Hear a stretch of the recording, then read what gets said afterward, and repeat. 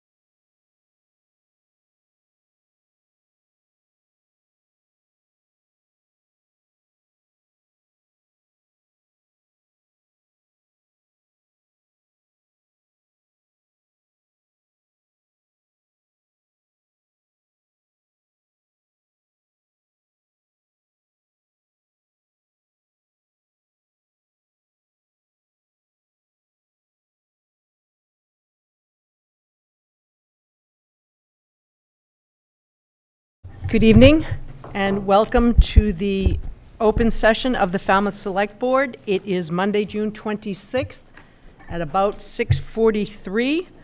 I will ask you to please join me for the Pledge of Allegiance.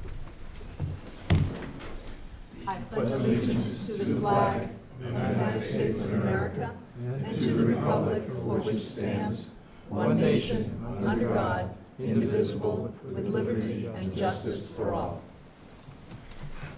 Thank you. And I would ask you all to please silence your cell phones. And if anyone is making a video or audio recording of this open session meeting, please notify me as the chair. Thank you. And the placement and operation of the recording equipment shall not interfere with the conducting of this meeting. All right, so we're going to start with recognitions, and I would like to recognize Ray Jack, who passed away on June 17th. In July of 1994, the town of Falmouth hired Ray Jack to be its utility manager, and for the next 25 years, he devoted his time and his talents to the betterment of this community. His legacy includes the high-quality drinking water we provide to our residents, the high level of treatment at our wastewater plant, and so much more. Even in retirement, he continued to serve the town on Cape Cod Water Protection Collaborative, the Upper Cape Regional Transfer Board, and the Upper Cape Water Supply Collaborative. Falmouth has lost a great public servant and a great friend, and I wish to extend sincere condolences of this board and the whole town to his wife Alice and his family on their and on our loss. And with that, I'll take any other comments about Mr. Jack from the board. I would Mr. Brown? comment that I've known Ray Jack for a long time. I used to work in town projects before I became a select board member, and one of the early things I did in this building was to redo that old water department office when it was the new water department office for Ray. And I liked Ray right away, and he was a worker. You know, even now, at the end of his life, while his health wasn't the best, he continued to work in Mashpee, helping them with their sewer planning, because he had such vast knowledge about it. So I'm sure they were appreciative of well. So I'll be attending his service when it comes up. I think it's next week, and I have the date saved if anybody wants it. Any other comments from those who knew Ray Jack? Okay, and I would just ask that we take just a moment of silence in remembrance.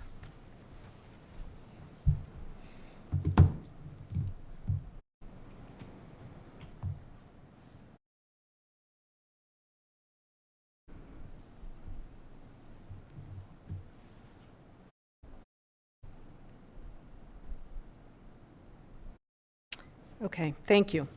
Any other recognitions? And that wake is Thursday, June 29th at 6 to 7 at the Chapman Services in Mashpee. Thank you, Mr. Brown. Any other, I'd like to make, actually, I'll wait for announcements. Any other recognitions? I'll wait for an announcement. Okay, announcements. I just want to let the public know that we met all of the deadlines for this agenda to be placed into the Falmouth Enterprise. I was notified by the editor that it did not get in and that it was a mechanical mistake on their part. And I just want to continue to reassure the public that we meet all the deadlines out of the town manager's office to make sure that the agendas are published weekly. And thanks to them for reaching out and letting us know that they made that mistake instead of Yes. just not saying anything. Any other announcements? I have one, Madam Chair. Yes, please. I would like to let everyone know that on Wednesday, June 28th, that's this Wednesday at 1 p.m., is the annual Ambrose Gerald Jr. Lecture. Dr. Gerald worked at NOAA Fisheries here in Woods Hole for over 40 years. He was a fisheries biologist, and then he went into education, and he is a champion for education and diversity and inclusion in Woods Hole. Every year we have a lecture in his honor where we invite a scholar or lecturer to come talk about how we can make our community more inclusive and more welcoming. And so that is going to be Wednesday, June 28th at 1 p.m. in Woods Hole at Huey's Quissit campus. It'll also be streamed on FCTV, and it'll be on Zoom and recorded and posted on the website later. So if you're interested in attending or watching the recording, if you go to woodsholediversity.org and look for the Ambrose Gerald Jr. Lecture, you'll find it. Thank you. Any other announcements from the board? Okay, we'll move into public comment. Public comment may be made on routine matters not on the agenda this evening. Public comments are limited to 2 minutes. Please introduce yourself, and since the matter has not been included on the agenda, the Select Board will not participate in any discussion or debate of your topic. Is anyone here for public comment? Please. Hi, I'm Kristen Alexander. I'm here to see if I can get the support of the board for a walkway from Falmouth to Woods Hole. I've started a petition. We had a Memorial Day, we had 50 signatures, and then online we had 188.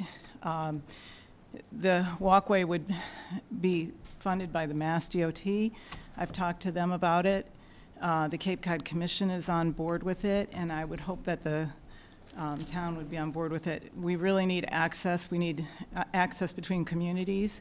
We need to have ability to get from the community to the bike path and to all the, there's 10 areas of conservation you can get to, but you can't get there because of Woods Hole Road.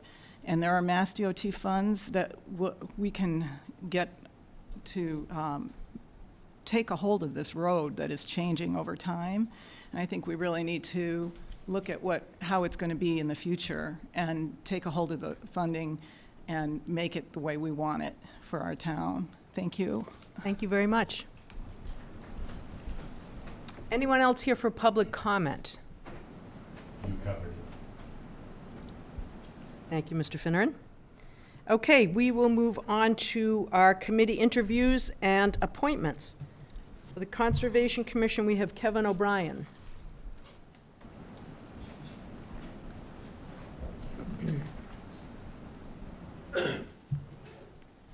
Thank you. I'm Kevin O'Brien, and I have an engineering degree from Northeastern. I worked for many years with a consultant firm as a civil environmental engineer. Later worked for the Massachusetts Water Resources Authority. About 20 years ago, my wife and I bought a home in Falmouth, and about 12 years ago, when I retired from the MWRA, we moved permanently to Falmouth. Since then, I've joined the Friends of the Public Library. As a matter of fact, I'll be in a tent on the lawn of the library selling books later this week at our annual summer sale. Finally, for the past 6 years, I've had the privilege of being on the Conservation Commission, and I'm here this evening hoping to be reappointed for another 3-year term. Thank you, Mr. O'Brien. Questions or comments from the board? I do have one question. Mr. Brown? Mr. O'Brien, have you had an opportunity to do that training that is offered to conservation members? It's, I haven't, no. do you think you might try that? Pardon? Do you think you might try taking that course, or do you think it might be helpful to you? I'd be very interested in it. If you contact Okay. Jen Lincoln, I'm sure she could arrange that for you if you'd like to do it. I'm sorry, it must be my hearing aids. If you'd like to contact Jen Lincoln or ask her about it, I'm sure she could help you find that. Thank you. Yes, sir. Any other questions from the board? Comments? Madam With Chair. that, I would move appointment of Mr. O'Brien to a term ending 6/30/26. Second. Okay, I have a motion and a second. Any further conversation amongst the board? Hearing none. All those in favor? Aye. Aye. Thank you for your willingness to serve. Thank you very much. Okay, Historical Commission, Christian Valley.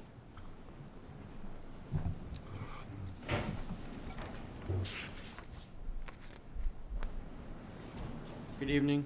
I'm Christian Valley. Been on the Historical Commission since 2016, so going on 7 years with my colleague Ed. It's been a great experience, and I think the board has really done a nice job with some projects in town here that some have been high profile and others not so high profile, but overall it's a collegial board, and I think we're very proactive in helping people get their projects done, and have a good balance of talent on the board as well. So I look forward to serving for 2 more years. Questions from the board of Mr. Valley? I have no questions. Madam Chair, if there's no questions, I'd make the motion to appoint Mr. Valley to a full member position ending 6/30/2026. Second. Okay, I have a motion and a second. Any further discussion amongst the board? Hearing none, all those in favor? Aye. No opposed. Thank Thank you. you Thank very you for your much. time. Okay. Mr. Patterson, please come to the podium and introduce yourself. Sam Patterson. I'm looking to continue after serving as your liaison to the EDIC for 9 years. And so this would be a continuation by just simply appointing me to a regular seat on the EDIC. So been here in town for 33 years now, and EDIC's done some really good projects in town, and we still have some opportunities where we could enhance, particularly in the affordable housing area. So I'd like to assist the EDIC with sharing the experience that I've picked up over the last 9 years serving as a select board member. Questions from the board? There shouldn't be any. Okay, I'm going to move to appoint Sam Patterson as the representative for low-income affordable housing, one position with a term from 7/1/23 to 6/30/26. Second. Okay, I have a motion and a second. Any further discussion amongst the board? Hearing none. All those in favor? Aye. Unanimous. Thank you, Sam, very much. Mr. Muscali? Do I need to go to the podium? Yes.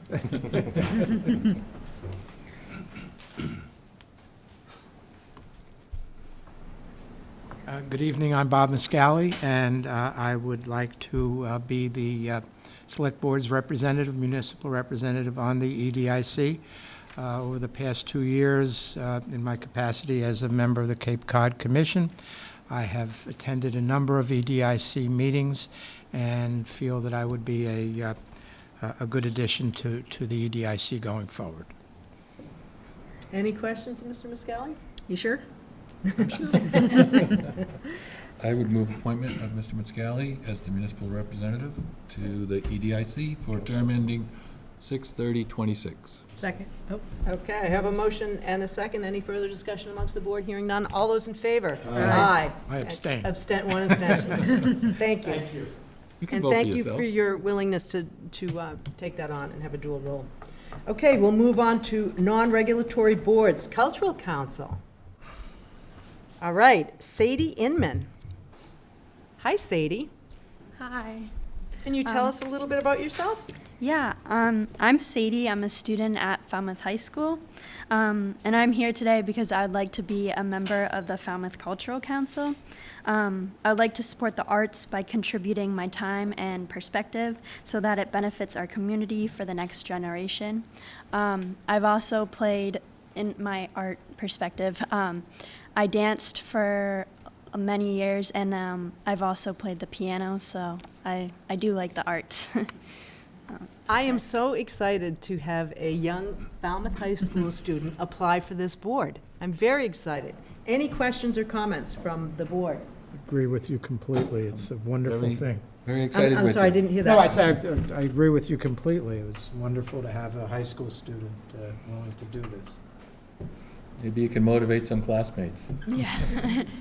Okay, so I will make a motion to move Sadie Inman forward, one term ending, I am going to go with 6/30/25. Second. Okay, I have a motion and a second. Any further discussion amongst the board? Hearing none. All those in favor? Aye. Thank you. And thank you so much. Okay, Caroline Inman. With Sadie, you get her mom. Great, awesome. I'm Caroline Inman, and I've fundraised for many nonprofits in town and now have the experience of grant writing.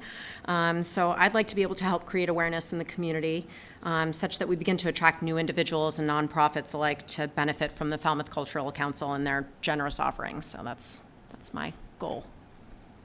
Any questions? Mr. Muscali? Just a comment. I've Okay. had the pleasure of working with Ms. Inman over the past couple of years, and I think she'd be a wonderful addition to the Cultural Council. Thank you. And Is that a motion? I'd be prepared to move her appointment. I'll second Mr. Muscali's Which motion. term ending, Yeah, what's the term ending? just 6/30/26. Put it Yeah, on there let's for the go long haul. 26. Go for the long one. Thank you. 6:30/26. I have a motion and a second. Any further discussion amongst the board? Hearing none. All those in favor? Aye. Thank you so much. Thank you very much. And you look like sisters. I thought we had an older sister and a younger sister.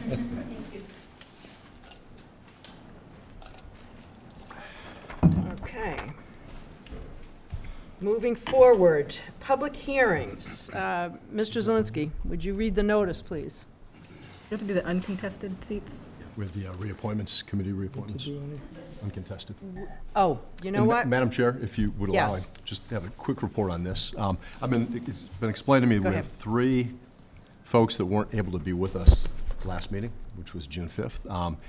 These are certified waymasters, I'm told, and in your packet are those 3 individuals that we're recommending be reappointed to these uncontested seats.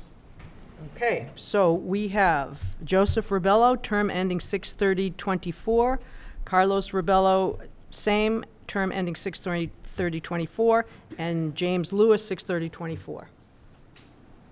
Do I have a motion to move the certified waymasters? So moved.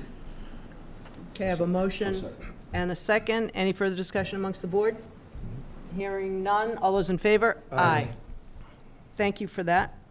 And the other pieces in your packet on the town are, for your edification, town, it just gives you an update. I spoke with Diane about those this afternoon.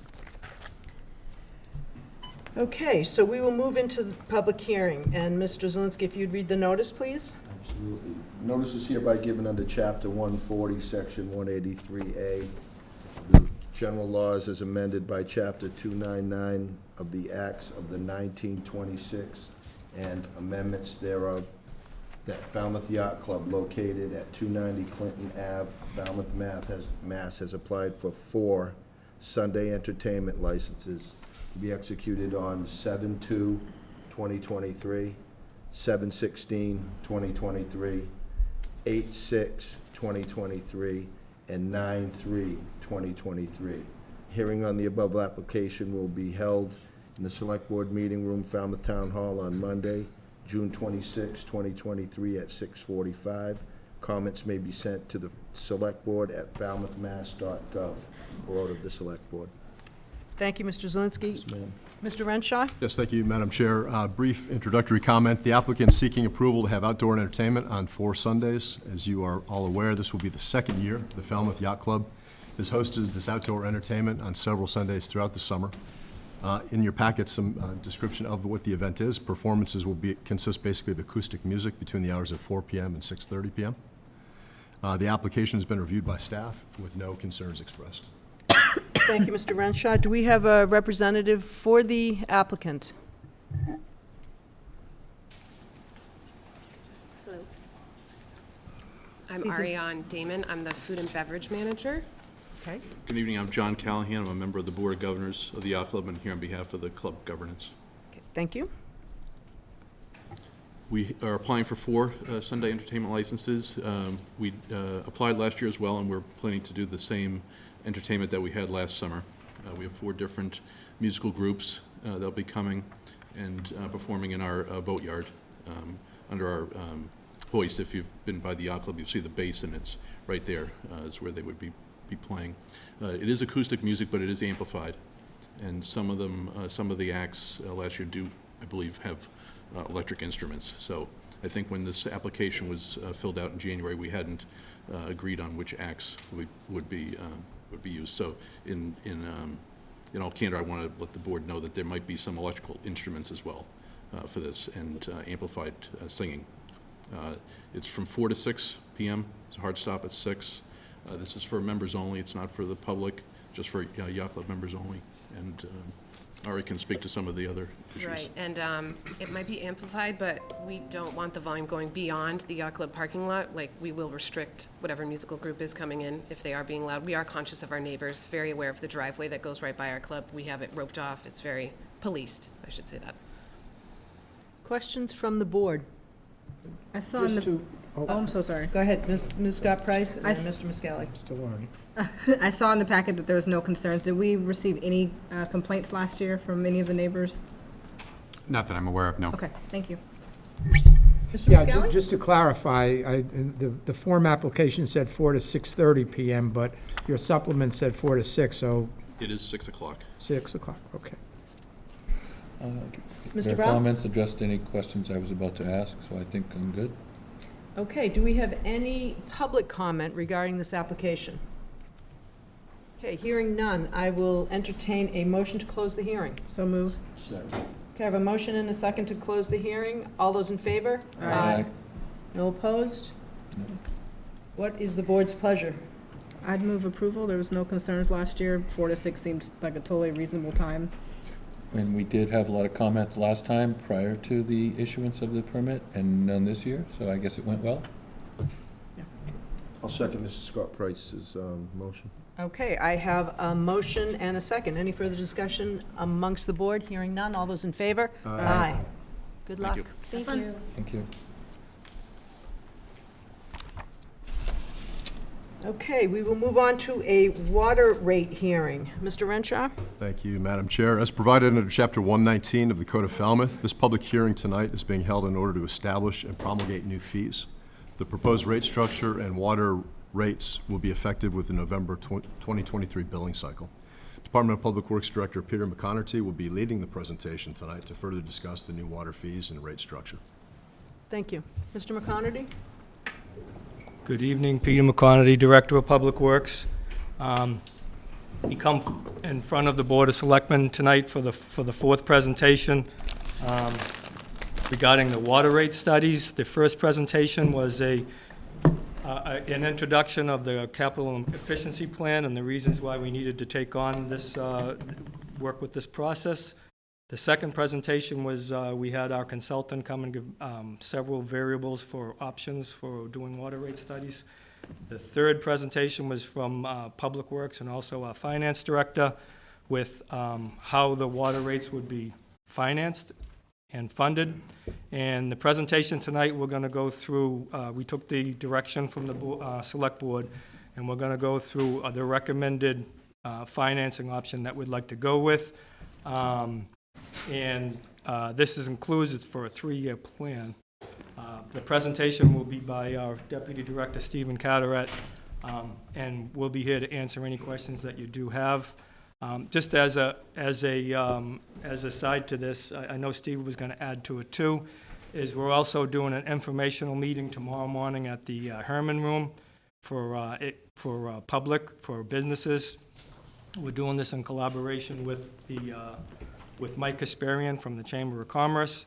So we just request if people are in attendance, they would like to find out more about this process and the possibilities of what their bill will be, to bring a copy of a past bill with them, and we'll be able to figure it out with the program that we have on the water rates. So Thank you for doing that. I think it's a great idea to put it out to the public that way.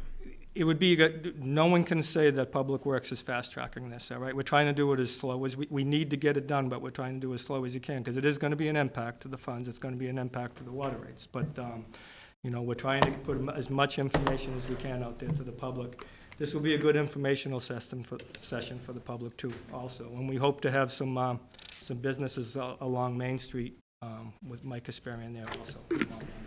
So tomorrow morning's meeting, it's from 9 to 10:30. And at this time, I'll bring up Deputy Director Steve Carteret.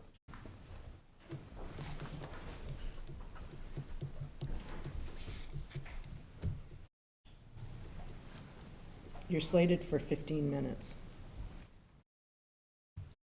We'll be able to do that. Starting now. This presentation is on potential funding mechanism for the water main improvement projects. Basically, we're just going to recap the two previous presentations that were done. We're going to present the proposed water rate adjustments to substantially fund the water department operating capital and fund the water main replacement. What we're going to show is proposed annual fee structure and water rate adjustments, and we're also going to have some slides with customer impact, both residential and non-residential customers. So we had a presentation on the capital efficiency plan that outlined upgrades that were required to improve the system, and that plan recommended spending $3 million a year to fund the water main replacement program. Finance Director, Mr. Centeo, presented some funding options, and what we talked about there, and we think there was consensus in adjusting the water rates to move closer to covering all the operating capital and water main replacement costs. So what we're proposing is to revise the meter fee and water usage rates over a 3-year period. We chose the 3-year period to try to minimize the customer impact. If we tried to do this all at once, it would be a much larger increase than trying to phase this in over the next 3 years. The revenue from the meter fees and the water usage rate adjustments will substantially fund the water department operating and capital expenses, and will also provide $1 million in water main replacement in fiscal year '24, $2 million of water main replacement in fiscal year '25, and $3 million for water main replacement in fiscal year '26. For the first 2 years, one-time funding would be used for the water main replacement. The sources potentially would be the Water Stabilization Fund, some account cleanup and reauthorization of funds, some ARPA funds, small amounts of free cash. So just to basically go through, the water department, these are the water department expenses over the next 3 years. We're showing fiscal year '23 just as a comparison. The important thing on this slide is really that it just shows that increase in funding for the water main work from $1 million in '24 to a little over $2 million in '25 and a little over $3 million in '26. Those amounts more than $2 or $3 million account for a 3% increase due to increased cost and inflation. The revenue that we propose to use to get this is basically revenue from the meter fees and the usage, and with some small revenue from other sources. And this slide just shows it graphically, shows that the blue is the operating expenses, the orange is the capital expenses. The water main work is in the darker blue, and that green line shows the revenue over the next, from fiscal year '23 through fiscal year '26.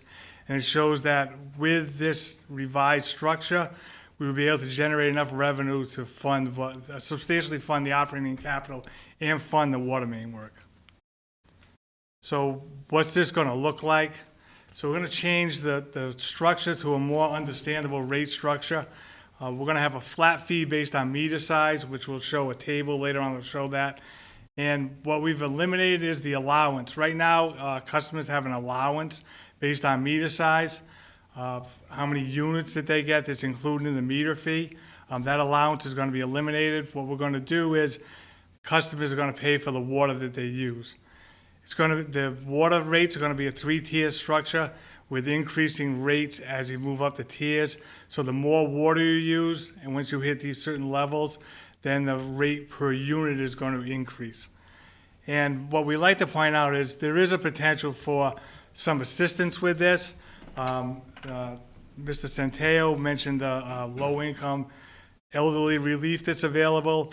The department just this past billing period began to participate in the low-income household water assistance program, which allows customers who qualify for fuel assistance to also get assistance with their water bills and their sewer bills if they have sewer. So in order to prepare this, what we looked at was using the annual meter fees to fund about 35% of the water department capital operating water main expenses.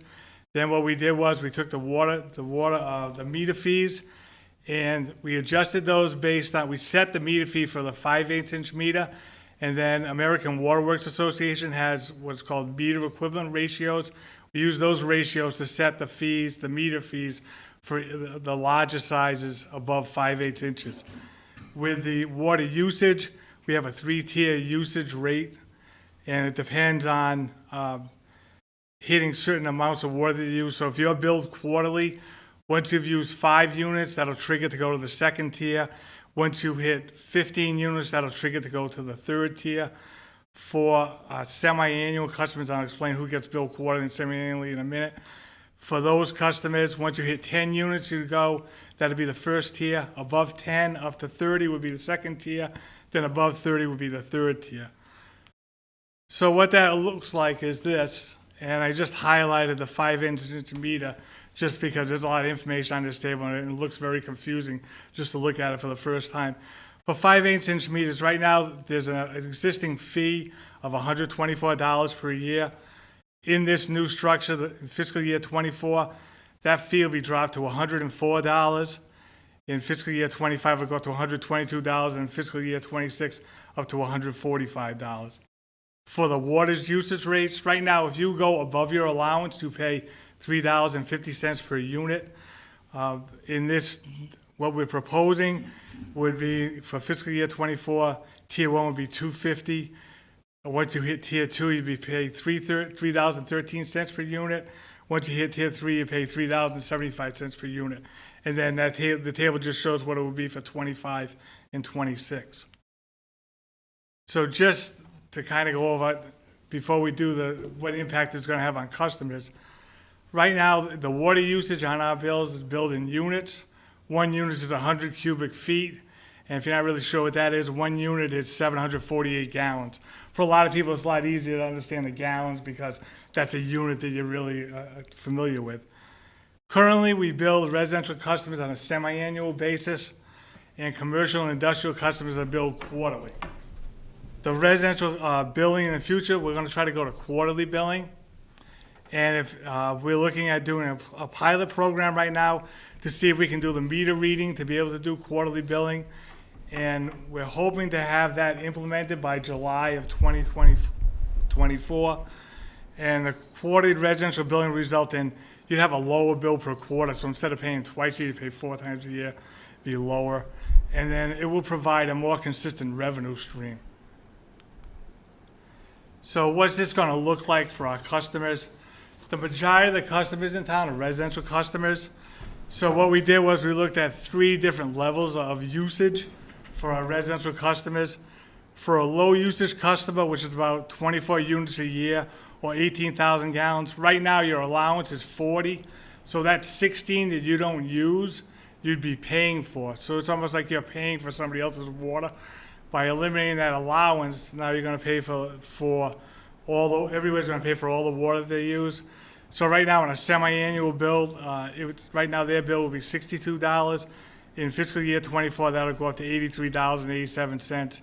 It's an increase of $21.87, or roughly about $3.50 a month. Our typical customer uses about 78 units per year. Just to put that, that's 64 gallons per person. And right now, their bill is $128.50. That will go up to $173.25 in fiscal year '24, and then we also show '25 and '26. Our high usage customers, that's probably 1.5 times the usage of our average or the typical customer. Their bill right now is $196.75. In fiscal year '24, that'll go to $246.38. It's about $49 in half a year. So you're looking at around $8.25 a month. So that's the residential customers. What we tried to do for non-residential customers is look at different types of businesses with different size meters. So in this table, we did a restaurant.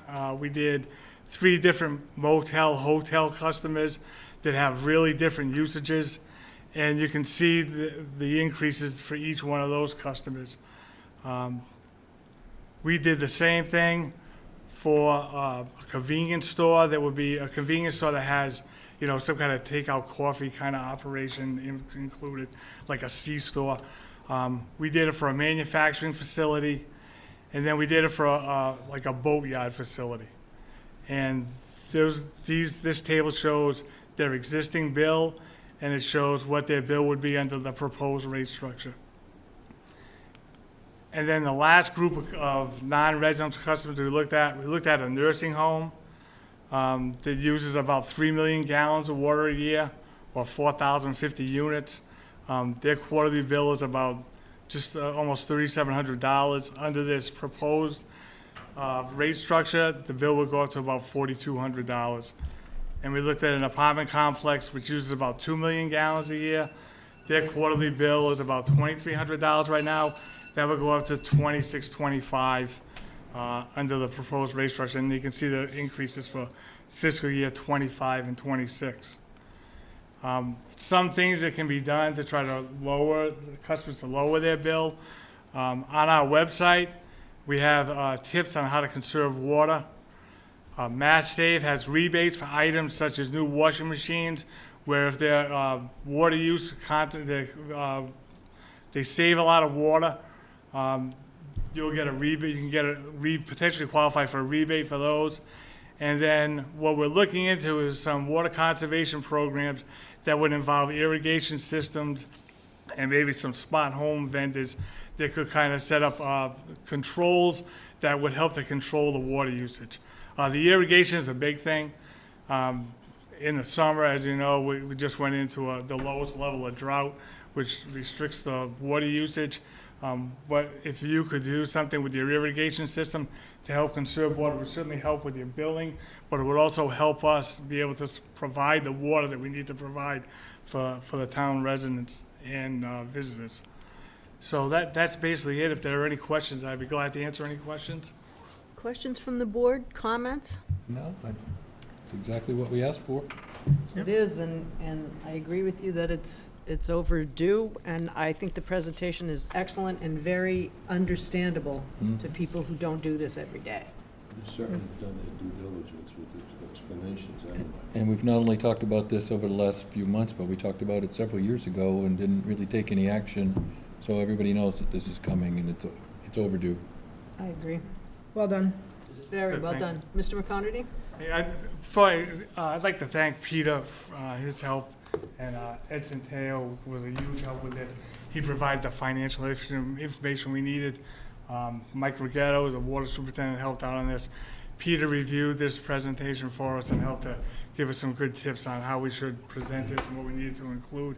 And we did have a consultant assist us with this, Ty and Bond, who helped to set up the basic structure, and we kind of filled in the blanks. So thank you for your time. Good job, thanks. And just a couple of comments on that is what we're looking at now is we've been discussing primarily water rates. We have not gone into wastewater, and we haven't gone into the sewer rates. We're working on that. Once this rate structure is approved, we'll have our consultant come back with the wastewater has to match the water. Their bills go out the same. But we're looking to have no impact on the wastewater. We're looking to do this for the implementation of the water, so we can reinstall our water mains and do our water system. We're not looking to impact the wastewater system at this time. There will be some slight differences in them because of the new system that we're going to, but we're trying to keep it as level as we can. And secondly, just for a timeline. So what happens is, if and when this gets approved, then we have to call our consultant, and they have to do a whole new program for us for the billing software. Then we also have to send out a notice to all residents that we'll be moving to this new rate structure. And we'll be looking to begin the new rate structure in November. That's our next billing.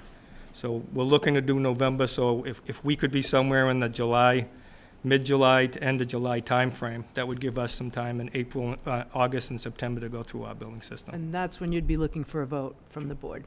If we could, yes. Okay. Yeah. In the next, make sure that gets on.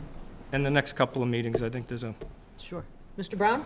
And with that notification, can you send any information that might be helpful to people that qualify for any reduced rates, or any information about maybe if you have an old toilet that uses 5 gallons of water, you should consider replacing it, kind of helpful stuff like that to guide people?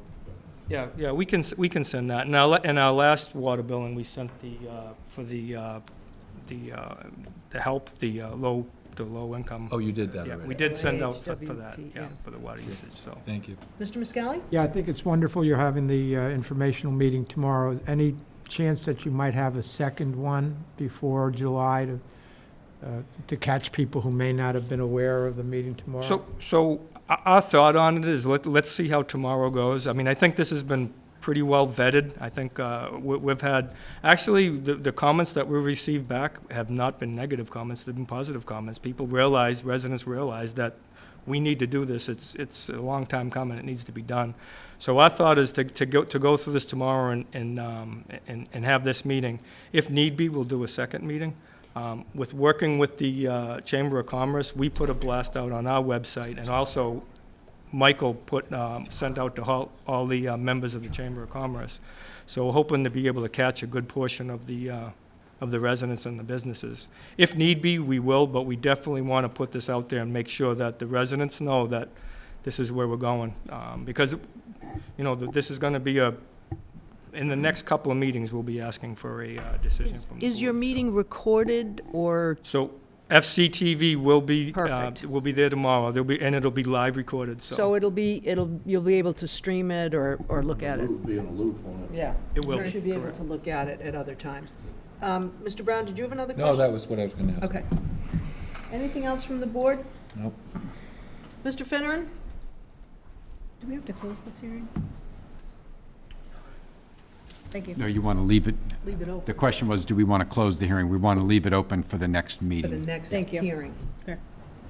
Mark Finneran, Grand Ave. The National Fire Protection Association prescribes that hydrants are exercised yearly in conjunction with a directional flushing.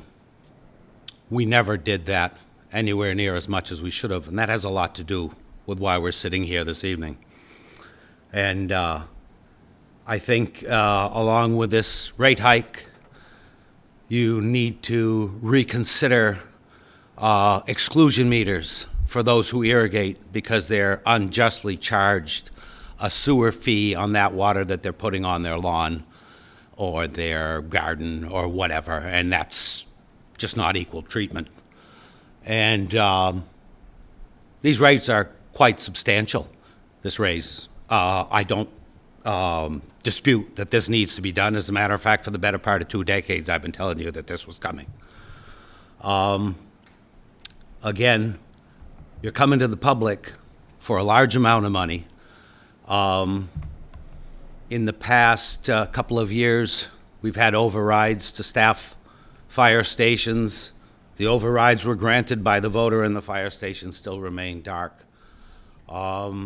I think before we have any kind of rate increase on the taxpayer, we really need to come clean with how much money we have in the mattresses, hidden, whatever. And if there is a substantial amount, which I'm hearing there is, that certainly should be used first before you come to the taxpayer well, because that would be taxpayer money anyway. I think these things need to be considered. Thank you, Mr. Finneran. Any other comments or questions? Okay, and we will leave the hearing open, and we will be back in July. Thank you, Mr. McConerty. Well done. Okay, we will move on to a report from the Historical Commission, and during business, these are reports that are coming to the board. We will not be taking any public comment. Good evening. I'm Ed Haddad, the co-chairman of the Historical Commission. I'm glad you reappointed Christian, my other co-chairman, so thank you for doing that. And we have you slated for 15 minutes, Mr. Yep. Haddad. Welcome. I have a plan.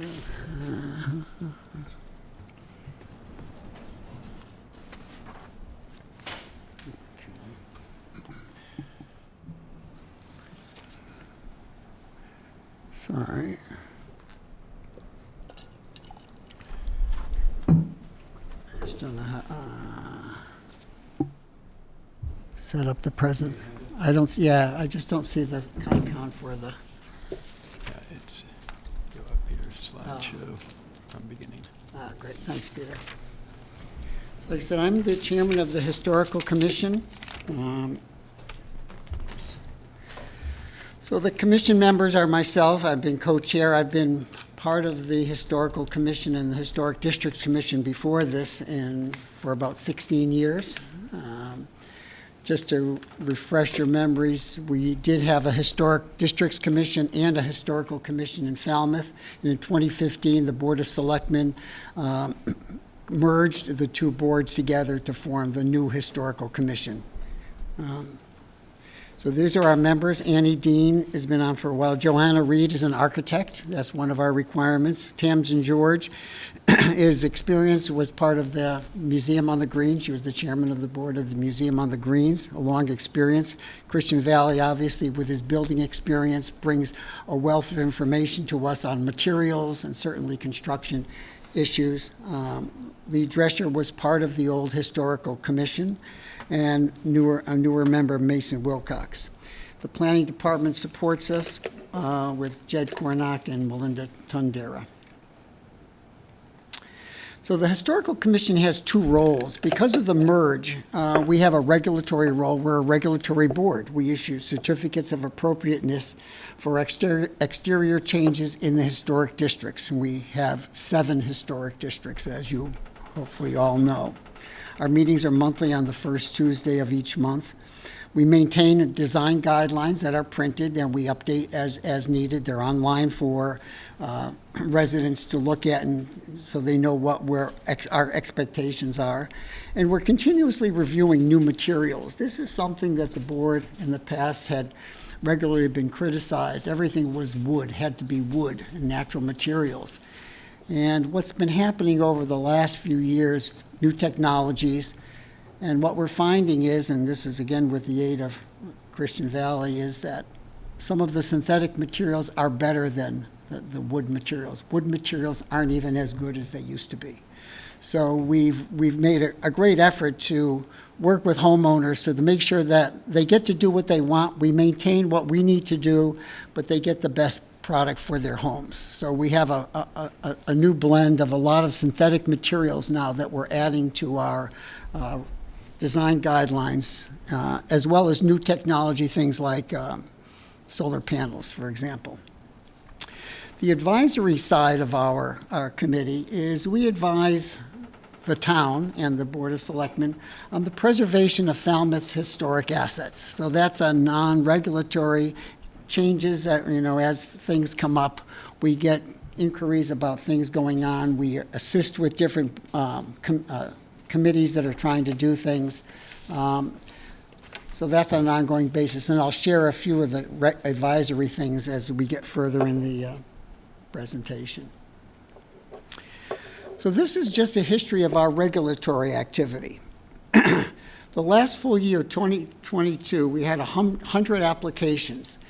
Now, what we've been doing in the last few years more than in the past is we approve a lot of our applications administratively. So what that means is if somebody comes in and they're just re-roofing, or they're just replacing cedar shingles on the side of a house, or they have a leak in their roof, we approve that literally in one day so that they can get their building permit in one day. It's like materials. If they're not changing the designs on their house, it's not new construction, we get them, they call the planning department, or they send their information to the planning department.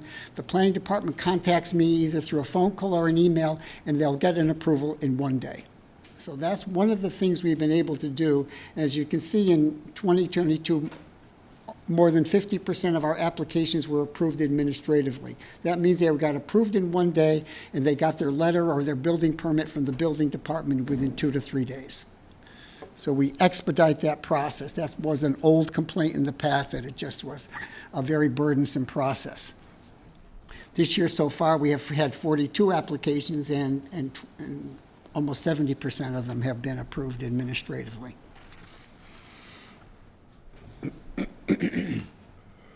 So one of the other things we do is we administer the demolition delay bylaw. If you're not familiar, the demolition delay bylaw mandates that any request to demolish a house that is included on the list of significant buildings is automatically delayed 12 months. We have about 600 houses on the list of significant buildings in Falmouth today. So if a resident comes into the building department to get a demolition permit, and their house is on the thing, they're told that they automatically have to wait 12 months. Now, what they can do, the property owner can petition the Historical Commission for a waiver of that 12-month delay, meaning that they can demolish immediately. And they'll come in, we'll have a hearing on it, and they will present their justification of why they want the waiver. Either the construction is bad, its interior work is something we can't see that justifies the demolition. And so they do have that option. If they can't justify it, then they have to wait the 12 months. Unfortunately, ultimately, though, they can demolish the house. But that's another thing that we do as part of the Historical Commission. The third thing that we do is we administer preservation restrictions. Now, what a preservation restriction is, a lien on the property. So any property that gets funded by a CPC grant, for example, this year, going forward now, the CPC insists that they put a preservation restriction on the property. That means that the property can't be changed, it's preserved. So what the justification is they're saying, if we've given you money to preserve something, we want to make sure it stays that way. So right now, we currently have 8 preservation restrictions that we're holding. What that means is we're the administrator of it. So every year I send out a letter reminding the owners of the property that of their preservation restriction, and the requirement is that if they are to make external changes or whatever the restriction is restricting on, whether it's internal or external of the property, we just remind them that they have to come to the Historical Commission for approval first, even if it's not in the historic district. That's what the preservation restriction is. So the advisory activity we're doing right now, Tamsin George is our Historical Commission representative on the CPC. Christian Valley is our Historical Commission representative on the Edward Marks Building Advisory Committee, which is the restoration of right now we're concerned with the restoration of the exterior of the Edward Marks building. We're not doing the interior, but we're restoring, the committee is restoring the exterior of the building. And we've just completed phase 4 of our historic resource inventory. We inventoried all the historic homes in Falmouth. We have over 1,500 historic homes. That's a home that's categorized over 50 years old. And what we do with those is we have a Form B, which is a provenance on the house. It explains the style of the house, the architecture, and any important information that we can come up on the house. And it goes up to the state register and gets posted on the state in the state cultural inventory of historic properties for the whole state of Massachusetts. And the last thing that's pending on that is I told you about the list of significant buildings. We have to update the list of significant buildings, and why it's pending is what's required is we have to have public hearings. We notify the people there where their houses are coming onto the list just so that they're aware of it and they're not surprised by it. There's no lien on the property. It doesn't hamper the property, but it's only in case of a demolition. So this year for us, this was our main advisory activity. I don't know if you're aware of the Crown Circle. You know what Crown Circle is. Crown Circle is in Falmouth Heights. It's the area where the hill and Crown Circle came to our attention about 1.5 years ago. It's just this gem of a neighborhood, just a beautiful neighborhood where I believe the numbers are of the 92 houses in that particular area, approximately 78 of them are still original. Doesn't mean they haven't been changed over time, but they're still the original houses. They hadn't been torn down, they haven't been rebuilt or anything like this. That's very unique to find a whole neighborhood. And the charm is still there of the old architecture and the feeling of that neighborhood that goes back to the early 1900s. Or the late 1800s, actually, is when that neighborhood was started. So we made a pitch to the residents of that neighborhood to explain to them what would be the advantages of them having a historic district for their neighborhood. And basically what the advantage is that we would be able to help them to preserve the neighborhood that they love. Everyone that we met and talked to, they love their neighborhood. They love how it looks. They wanted it to remain. And we explained to them, really the only way that you can guarantee that's going to happen is with a historic district. Because the minute someone sells their property, they may have the best intentions when they own the property, but the minute they sell it, you don't know what's going to happen then next.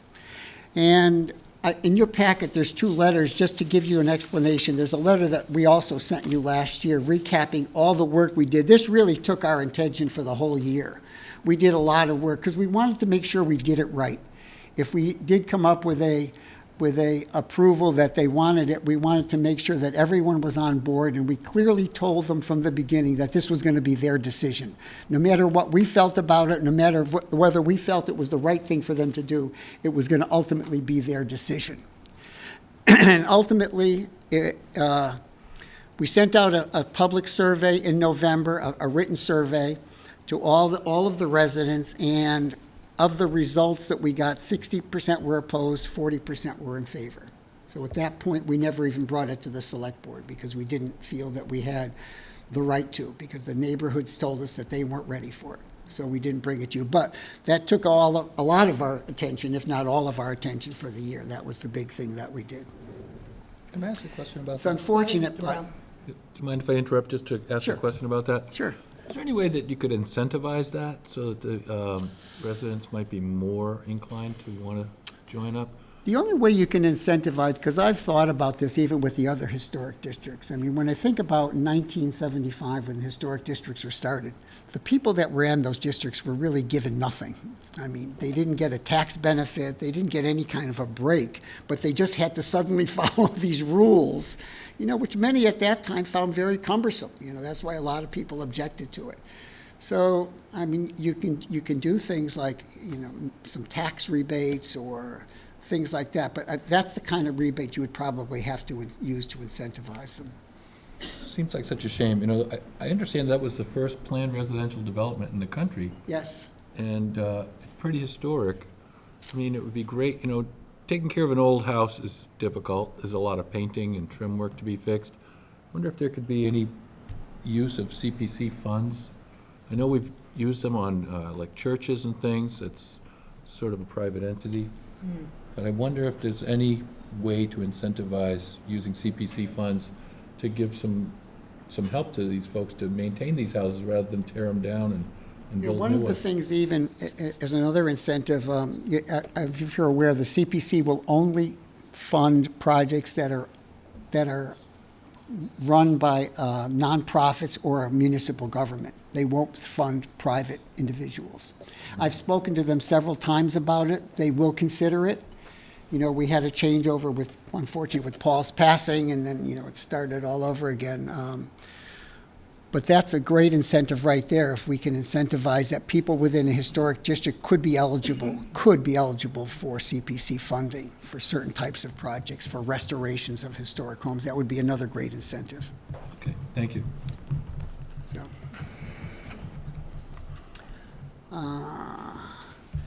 So the other activity that's ongoing that we do, as I said, the Edward Marks buildings, we pretty much we're just waiting for construction, actually, which is just getting underway. We've gotten two fund grants from the CPC for the exterior.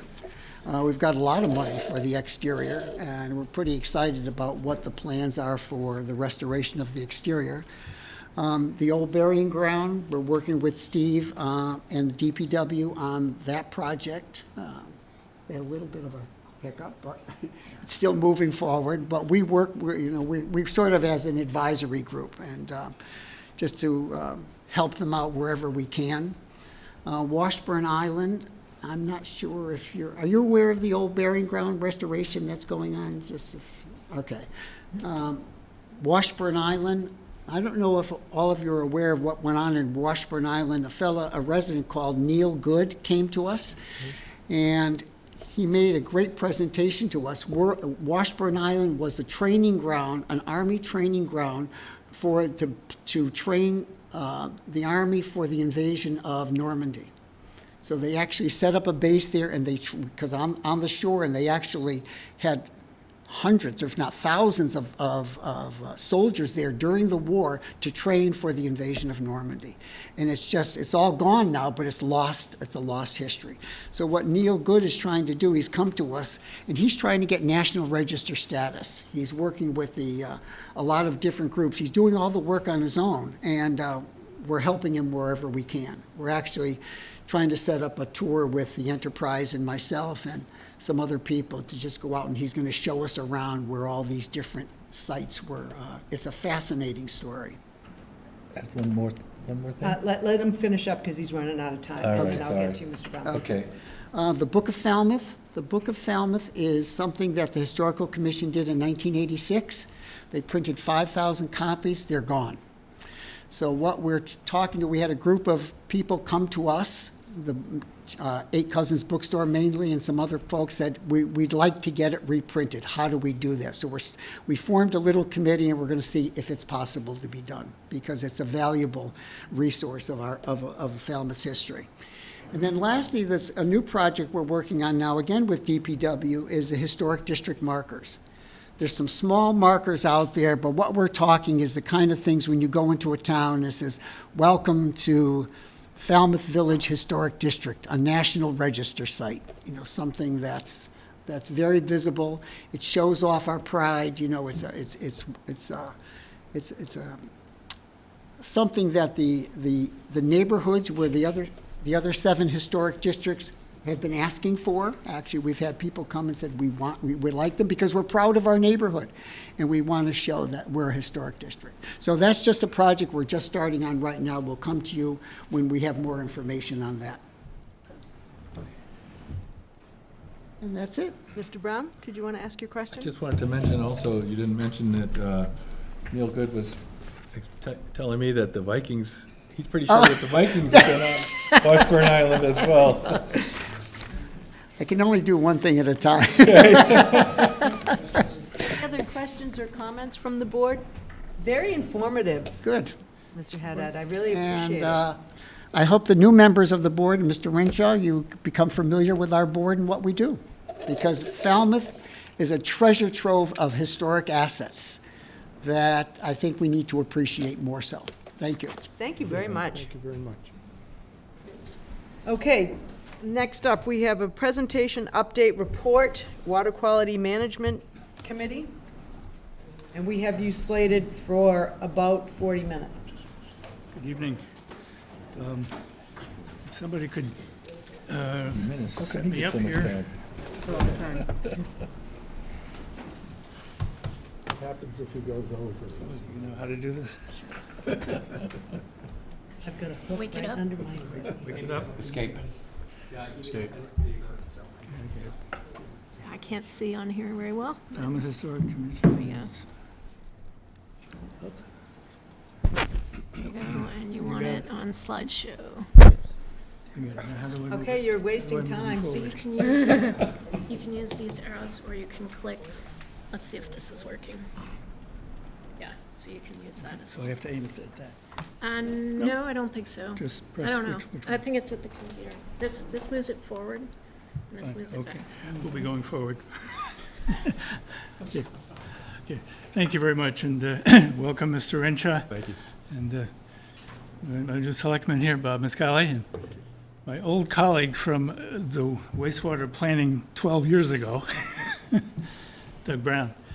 Some of you have heard more than others, and more than you want to in some cases, about wastewater planning, but it's been the assignment of this committee since 2011, and we're going to report on it tonight.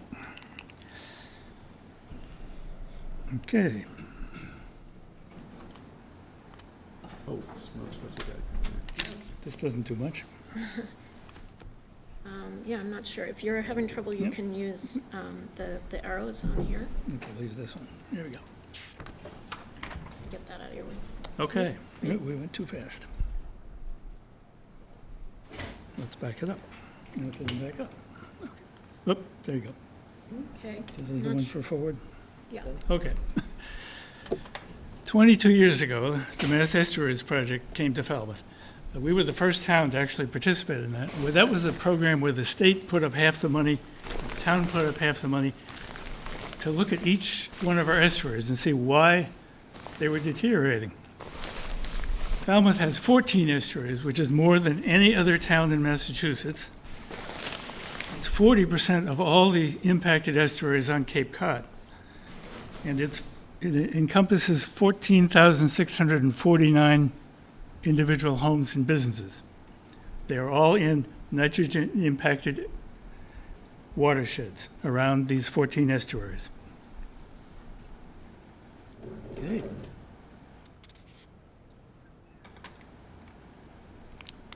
All right. So the first thing we did was we looked at all the estuaries and sort of sorted them out by which ones had the biggest problem of nitrogen.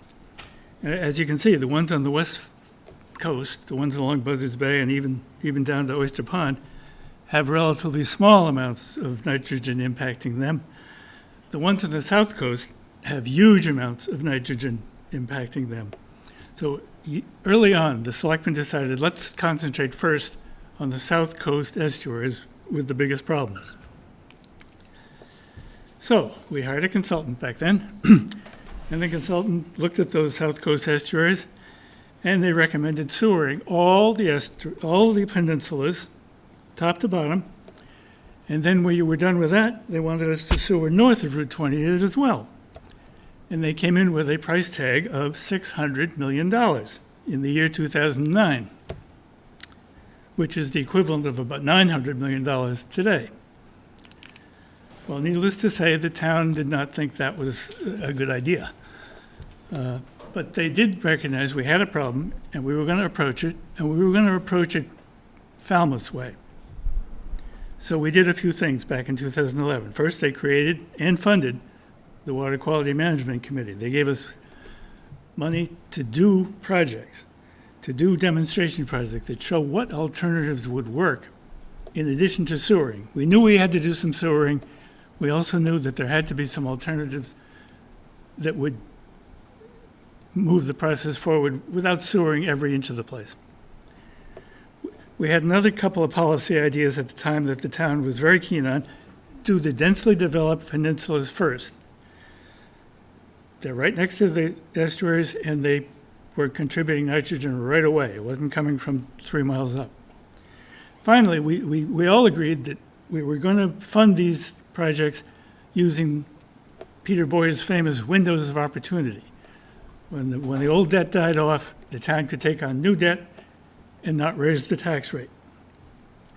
But the most important thing the committee did back then was the demonstration projects, because we were looking to look at every alternative that anybody suggested that might work for Falmouth. Project number 1 was shellfish. We started growing them in Little Pond, which was too polluted for regular shellfishing, but the shellfish loved it, and once they got out of Little Pond, we could put them in other estuaries where they would thrive.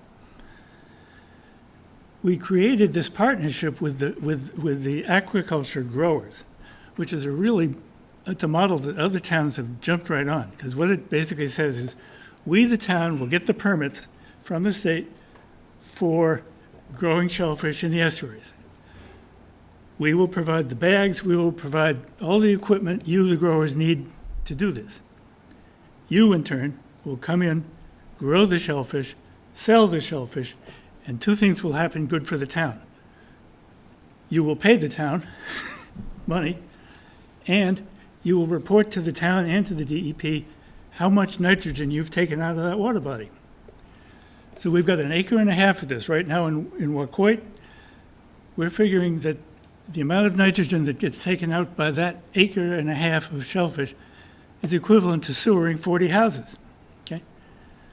We've more recently gotten a report from the Division of Marine, that there's probably 200 acres in all the estuaries that would be suitable for this kind of project. In other words, 200 acres where the homeowners and the wild growers don't use it, so it's available and appropriate for the aquaculture growers to use it. Now, you need 100 acres to grow the first year and 100 the second year, so you're only adding up to a total of 100 acres. But 100 acres is about 1,300 houses you wouldn't have to sewer if it were all done. So this is, it's not, it doesn't solve the problem, but it's significant. PRBs. Many people do not know what a PRB is, quite understandably. Permeable reactive barrier, which is sort of a technical way of saying you dig a hole in the ground, sort of perpendicular to where groundwater is flowing, and you put either wood chips in there or emulsified vegetable oil, both of which you put them in because they have carbon. They're loaded with carbon. So this wastewater that's flowing toward the estuary gets intercepted by this wall of carbon, and it eats up all the nitrogen. Essentially, the nitrogen doesn't keep going. It combines itself with the carbon, and it stops. We put an experiment into the ground in Great Pond, which we just got a report on tonight at the Water Quality Committee. The report is that after 2 years, that barrier is still intercepting all of the nitrogen that's supposed to flow through it. So this is a realistic possibility for a number of locations, not everywhere, but where you have the flow and you can locate a barrier like this, it's worth doing. I have to say, our prime area that we would like to see this done on a larger scale is the Coonamessett River. And we have gotten, we brought that to the Conservation Commission because it's their jurisdiction over there. And we got, frankly, some pushback. They didn't want to do it. But I think it's important enough to the town's future planning to have that conversation go a little further than where it's gone so far, because it's a prime spot if you're going to do this kind of thing. Eric, pardon me, did they tell you why they didn't want to do it? Well, they've got their own project there, which is to make the river more friendly for the trout. And they were concerned that this might somehow or other not interfere with that goal. I think more study would be needed to see whether that concern is really valid. Thank you. But that was their concern. And many of you will remember we did a great deal of work regarding eco toilets back then. Like now, it's an issue that some people feel very strongly about, and they think the town should pursue it, and we did pursue it back then. We sent out a mailing to every household in town, offering them a $5,000 incentive grant to install a composting or a urine diverting toilet. We got 170 people interested. 50 of them were interested to the point where Doug and some other people went out to their house and evaluated whether their house would be suitable for this kind of an installation. We went to the state to get a waiver of the plumbing code. We went to the local board of health to get them all their permits. None of them actually went ahead and installed the composting or the urine diverting toilet. 2 of them ultimately took them out and replaced them with traditional toilets, because for various reasons. In one case, in the sewer service area around Little Pond, we actually went to the town meeting and to the state legislature to get a special act passed that would let us offer to those people not only the $5,000, but a waiver of the betterment, which would, at the time, we thought would be about $17,000. So they were being offered $21,000 to do this, and none of them did. So the conclusion of our committee at that time was that while many of these ideas may have some merit, installing a composting or a urine diverting toilet was not going to work as long as the consumers were not going to want to do it.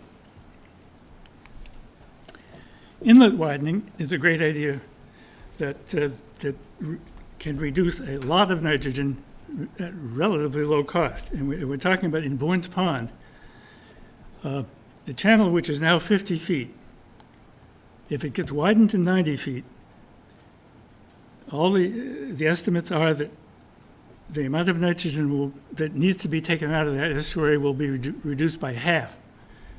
390 homes would not have to be sewered. That project was voted by the town meeting in 2014.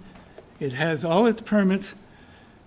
The holdup is that it was combined with the Menard Beach project, which came much later, and that project is still waiting for the Corps of Engineers to stamp the paper and approve it. It has all the other permits too. But because of that delay, this has not yet been done. But when it's done, we'll have an inlet that's 40 feet wider, and there will be 390 homes that we do not need to sewer. Some other work, you recognize this fellow standing on the boat next to all that green sludge. This is Mill Pond over by East Falmouth Library, and it's a concern, and has been a concern for a lot of people in East Falmouth, including the Village Association. We contracted with UMass Dartmouth, and they gave us a report on here are the things you could do that should help that pond become healthier, because it certainly needs it. And we tried them all. First one was the macrofeed harvesting. That's what you see Doug doing here, actually cutting the growth, the plants that are growing under the water, and taking them away. We did that. We did a lot of that, and it didn't do the job. Another piece we tried was nanobubble aeration. We put little bubblers underneath there that would bring oxygen into the areas that were sort of dead at the bottom of the pond. And that didn't really work out either. The latest two that we've tried, one is the detention pond we built just upstream of Mill Pond. The idea being that all the crud that's coming down through the stream would stop at the detention pond and not keep going into Mill Pond. It's only been there for a year, so we can't really tell if it's doing its job, but in theory, it should be doing its job. And the final thing we're doing is, we affectionately call them tea bags. What they are is like, sort of like saddlebags full of carbon, wood chips. And they're in the stream, so as the nitrogen that's in the water that's heading toward the pond, once again, it gets intercepted through these bags, and the nitrogen doesn't get to the pond. So the jury's still out on that one too, but as the folks in East Falmouth Village Association know, we're trying real hard. Another thing the town did quite a while ago is a nitrogen control fertilizer. As somebody once said, it was spending millions of dollars to get rid of nitrogen. I mean, meanwhile, you can buy it at a hardware store and take a bag of it home and spread it out on your yard. It just doesn't compute. So we passed a fertilizer bylaw in 2013, the toughest fertilizer bylaw in the Commonwealth, because this one says not only can't you do fertilizing between certain dates, it says you can't do any fertilizing within 100 feet of any pond, estuary, or wetland. And that restriction is in the Conservation Commission's standard order of conditions. No other town has that but Falmouth. Every year we send a mailing to every homeowner who owns waterfront property, telling them, this is the bylaw, these are the rules, follow them. Lately, some other towns, like Nantucket and Orleans, have been going for a more radical solution. They've got home rule bills up in the legislature saying, ban all fertilizer use in our town except for agricultural purposes. That's a long way from happening, but it's a direction some towns are going, and it might be something the town of Falmouth might think about as time goes on. Meanwhile, IA septic systems. IA is the shorthand for Innovative Alternative Septic Systems. And what they are essentially is big boxes that you attach onto your septic tank. And the septic, after it flows through your septic tank, it goes through the box, which reduces the nitrogen substantially on the way to the leaching field. Falmouth led the way on this one too. We put 30 IAs in the ground in people's homes around West Falmouth Harbor, along with our partners at the Buzzards Bay Coalition. And we've been monitoring those ever since. And some of the systems work, some of them really didn't work. And what we found is there's a couple of systems that really do work. Surprisingly enough, those are the two systems that the state of Massachusetts has not approved for general use, because the state of Massachusetts has its own way of doing business. And so we are pushing very hard to get those systems up to general use so that they can be used in all parts of town where we're not going to be sewering anytime soon. And realistically, we're not going to sewer the whole town. We're talking about 15,000 houses. The idea is to sewer the most densely developed areas first, and for the others, IAs may well be the solution. One area, just by way of example, here's Fiddler's Cove. If we put IAs that got the level of treatment that we want, just around the houses you see in purple, we would bring that water body to the level it needs to be. We would reduce enough nitrogen just by doing that to solve that Fiddler's Cove's nitrogen problem. So we're thinking about it there. We're thinking about it in other parts of town, but it's something that is high on the list of things to move forward with. We've also been working with the folks in Wacoit Bay. We got our ears blasted at a couple of meetings that we weren't doing enough about Wacoit Bay, and we actually had to kind of remind people. We share Wacoit Bay with Mashpee, and of course, and there's 42 sub-estuaries in Wacoit Bay, so it's easily the most complicated problem of all of our estuaries. We actually drafted an agreement with Mashpee saying, here's how much of the problem is ours to fix, and here's how much of the problem is yours to fix. And we had a nice meeting with them, and they agreed it was a fine idea, and then they all resigned from the sewer commission. So we've kind of lost a little momentum here, but we're hoping to get it back with Mashpee. And meanwhile, in the short term, we're working with the Citizens for the Protection of Wacoit Bay to identify initiatives that we can do sooner. Because they're quite right, the sewer isn't coming there soon, and they'd like to see something sooner. So these IA 300-foot districts may be the next thing to come to the Wacoit Bay area, because we can do that sooner, and we should. Now here's the sewer plan we actually did in this town, all around Little Pond, which was one of the biggest nitrogen problems of all the estuaries. We sewered 1,600 sewer equivalent units. The betterment was remarkably low, $13,050. We reduced the nitrogen going into Little Pond to 88% of the target that we're trying to get to. And now we're waiting to see what happened. Okay? We've got the U.S. Geological Survey and the Marine Biological Laboratories are both out there monitoring all around that pond to see what is now coming in, now that we've sewered all the homes and businesses around it. And how much improvement can we actually see in the pond that we just spent $40 million to sewer? By way of background, again, for the town manager who's coming from Georgia, he may not be familiar with all of our sewer areas yet, but you will be. We're in the past, we did Woods Hole and Falmouth Center and New Silver Beach. Lately, we did Little Pond. We're currently looking at Great Pond. That's the sort of beige area there. And in the future, it's going to be Boynes Pond, Wacoit Bay, and Oyster Pond. But again, we're talking years out.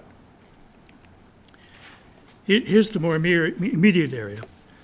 The 2000 and Titicaca-Pisgah Sewer Service area is the purple one. Okay, phase 1 is on the left, and phase 2, the purple on the right. Phase 1 is the one that did not get through town meeting, and we're coming back in September, and Steve Rafferty will tell you all about that. The question with any kind of sewering that we want to do is, where does the treated effluent go? After Amy brings it down from whatever comes in the door to 3 parts per milliliter, which is drinking water standard is 10. So she's bringing it down to 3. It's the best treated effluent in the state of Massachusetts. But when you have a lot of it, you still have to find a place to put it where it isn't going to cause further damage. 40 years ago, we had the same debate, and we ended up putting it in West Falmouth because there were no neighbors up there. And it turned out to be the wrong place to put it. We put the treated effluent in the ground.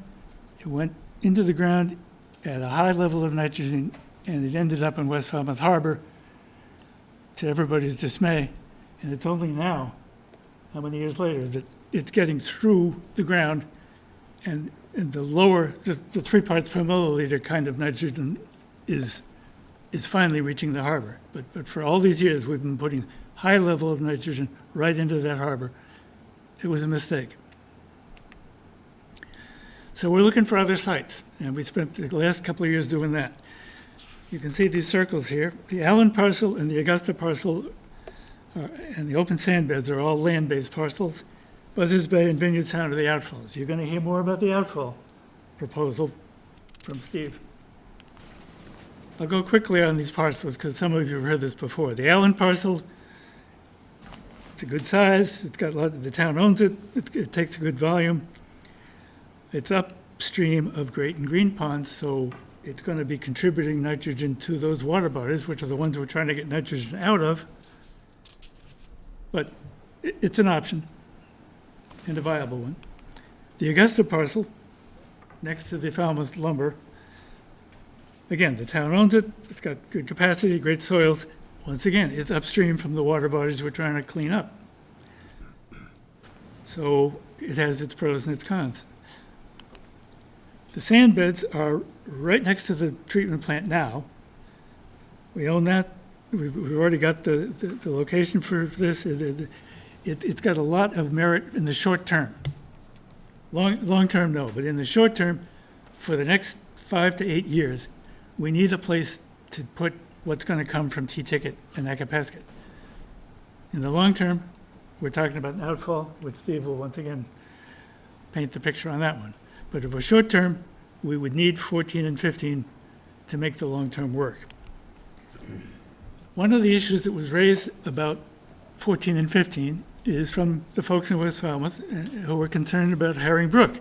Herring Brook is a salt marsh about 3/4 of a mile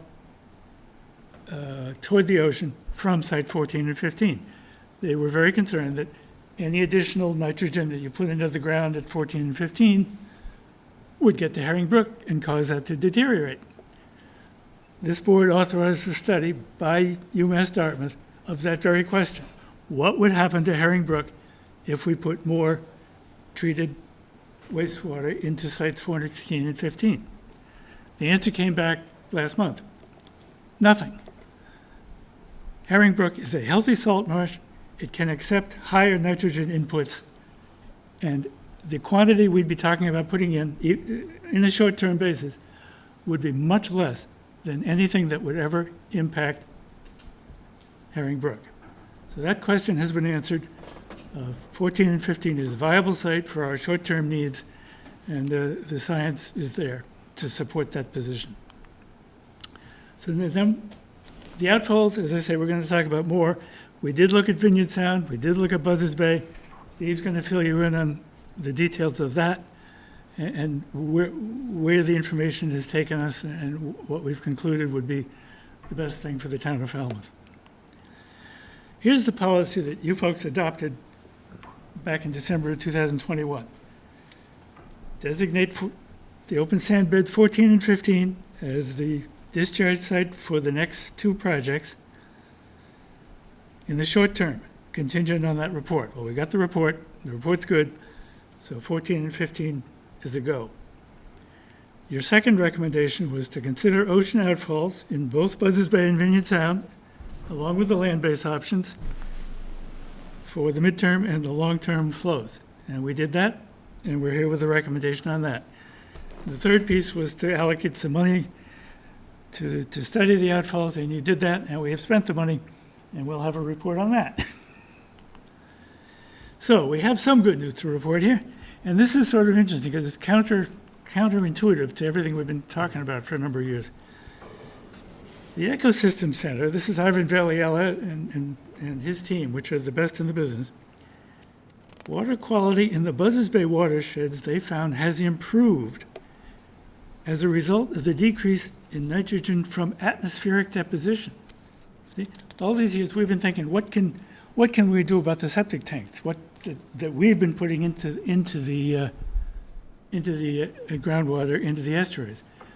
We haven't been talking about the nitrogen that comes from the atmosphere. All those power plants in the center of the country spewing out nitrogen every day, every night for years. That all used to come over here and come down in the form of rain onto our watersheds. It was a major contributor. And something happened about 20 years ago. All that nitrogen from those power plants started going somewhere else. The prevailing winds or the El Nino or whatever, something has made that go in another direction. So it isn't coming here. And that means the amount of nitrogen from that source has diminished drastically. And that's why they have found our watersheds in Buzzards Bay, and I'm sure it'll be true on the South Coast too. The nitrogen has decreased because what comes out of the air isn't coming anymore. Sort of a corollary to that is Quissit and Megansett Harbor have improved enough that they're starting to look like they're going to meet the targets, the amount of nitrogen that they can absorb. We're actually getting to that point. So we may find ourselves in the next couple of years with both of those estuaries being taken off of the list of estuaries that need to be repaired and remediated. Third piece of good news or bad news, I don't know what it is, but the DEP has finally put out their new regulations the other day. This board deserves great credit for the fact that those new regulations are so much better than the original proposals they put out back in September of 2022. You wrote a letter that was so compelling that at least 5 of the recommendations in that letter have been included in the new regulations. It has gone from a proposal that Falmouth could not live with to one that Falmouth can live with. But now, half of the issue was regulation, the other half is money. The state of Massachusetts needs to step up to the plate and help pay for these things that they think are such a good idea. So far, they have not done that, and in all the conversations we've had with them on this topic, we've gotten a lot of but we have not gotten any money. And I think we all have to keep their feet to the fire on the money piece, because when the MWRA, this is the equivalent of the MWRA as far as water pollution protection projects. That one was paid for with federal funds, with state funds, lots of contributions from those sources. This project, as currently proposed, they're going to give us some 0% loans. Well, thank you very much. We'd like 0% loans. We'd like more than loans. We need money. And we will be urging this board to step up to the plate and keep their feet to the fire on that topic. I want to end this presentation, and this, by the way, is my last presentation. In 4 days, I will be ex-chairman of this committee. And thanks to the chairman is quite pleased about that. And thanks to the town charter, which has term limits, I've hit my term limit. So I'll be off of this committee. Steve will be carrying the ball. I get the votes. But before I go, I do want to say a thank you to all the people who've been on this committee in the 11 years I've been here. Virginia Villayella, who's no longer with us. Steve Rafferty, who's most definitely still with us. Wynn Monroe, George Heufelder, Ron Zweig, Matt Patrick, Steve Layton, John Waterbury, Matt Charette, Tom Duncan, Ken Foreman, Jordan Mora, all wonderful colleagues. We have more brain power on our committee that deals with this than any other town in the country. Fortunately, we have people in Woods Hole with the expertise and the civic engagement and the time to give us that expertise. It has been an enormous benefit to this town. Our consultants, Sia and Eric Karplis, Kristen Rastian, Jeff Gregg, and Anastasia Rudenko have all been wonderful. The town is in good hands on this, and as you will see from the next presentation, Steve, who I presume will be the leader of this committee in the years to come, has wrapped his brain all around it, and you will be very impressed and very pleased with what he's telling you. Thank you all.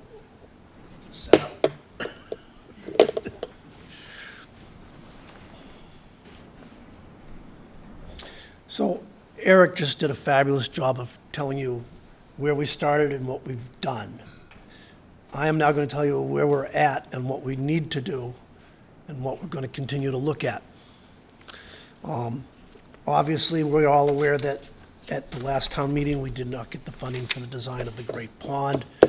We will be coming back to town meeting with a thorough presentation as to why we should be funding the Great Pond work. Eric mentioned the, window of opportunity in the state's loan program. We have a very defined plan of how to sewer the areas below 28 where we get the biggest bang for the buck in terms of getting nitrogen out of the estuaries. We did 5 years of reports and data collection all around the Great Pond area, looking at configurations of how to put sewers and pump stations in, environmental reports, all the paperwork we have to do, MEPA process. We're ready to move to design. And we recognize that we can't do all of it at once because of the scale of the area between basically the T-Ticket Peninsula and Acapesket. So we're coming in for the design money for the T-Ticket Peninsula portion. One of the items is we need to have enough wastewater treatment capacity and redundancy and reliability. That project was funded, though we are out to bid as we speak. Bids are due we're doing pre-quals first, and then bidding. So by the time of fall town meeting, we'll know who our contractor is and what the project costs, and probably have a good schedule and all of that. The wastewater collection system in that area is 1,800 parcels. That's going to be a major increase in the number of homes connected to the sewer system. As Eric mentioned several times, our goal is to get an outfall, but in the interim, we need a place to discharge the effluent, and so we're looking at the expanded bed option. So the next step is obviously to fund the design. The area in red down below is the entire T-Ticket Peninsula on the left-hand side and the entire Acapesket Peninsula on the right-hand side, keeping in mind that once you collect the wastewater, you got to get to the wastewater treatment plant. So the dashed line indicates a force main. If you'll recall in the Mara Vista project, we put a pump station behind the mall on Spring Bars Road. We've got a site on the Augusta parcel that we own that we have, conceptually outlined our way to, and so there'll be a pump station as part of this. A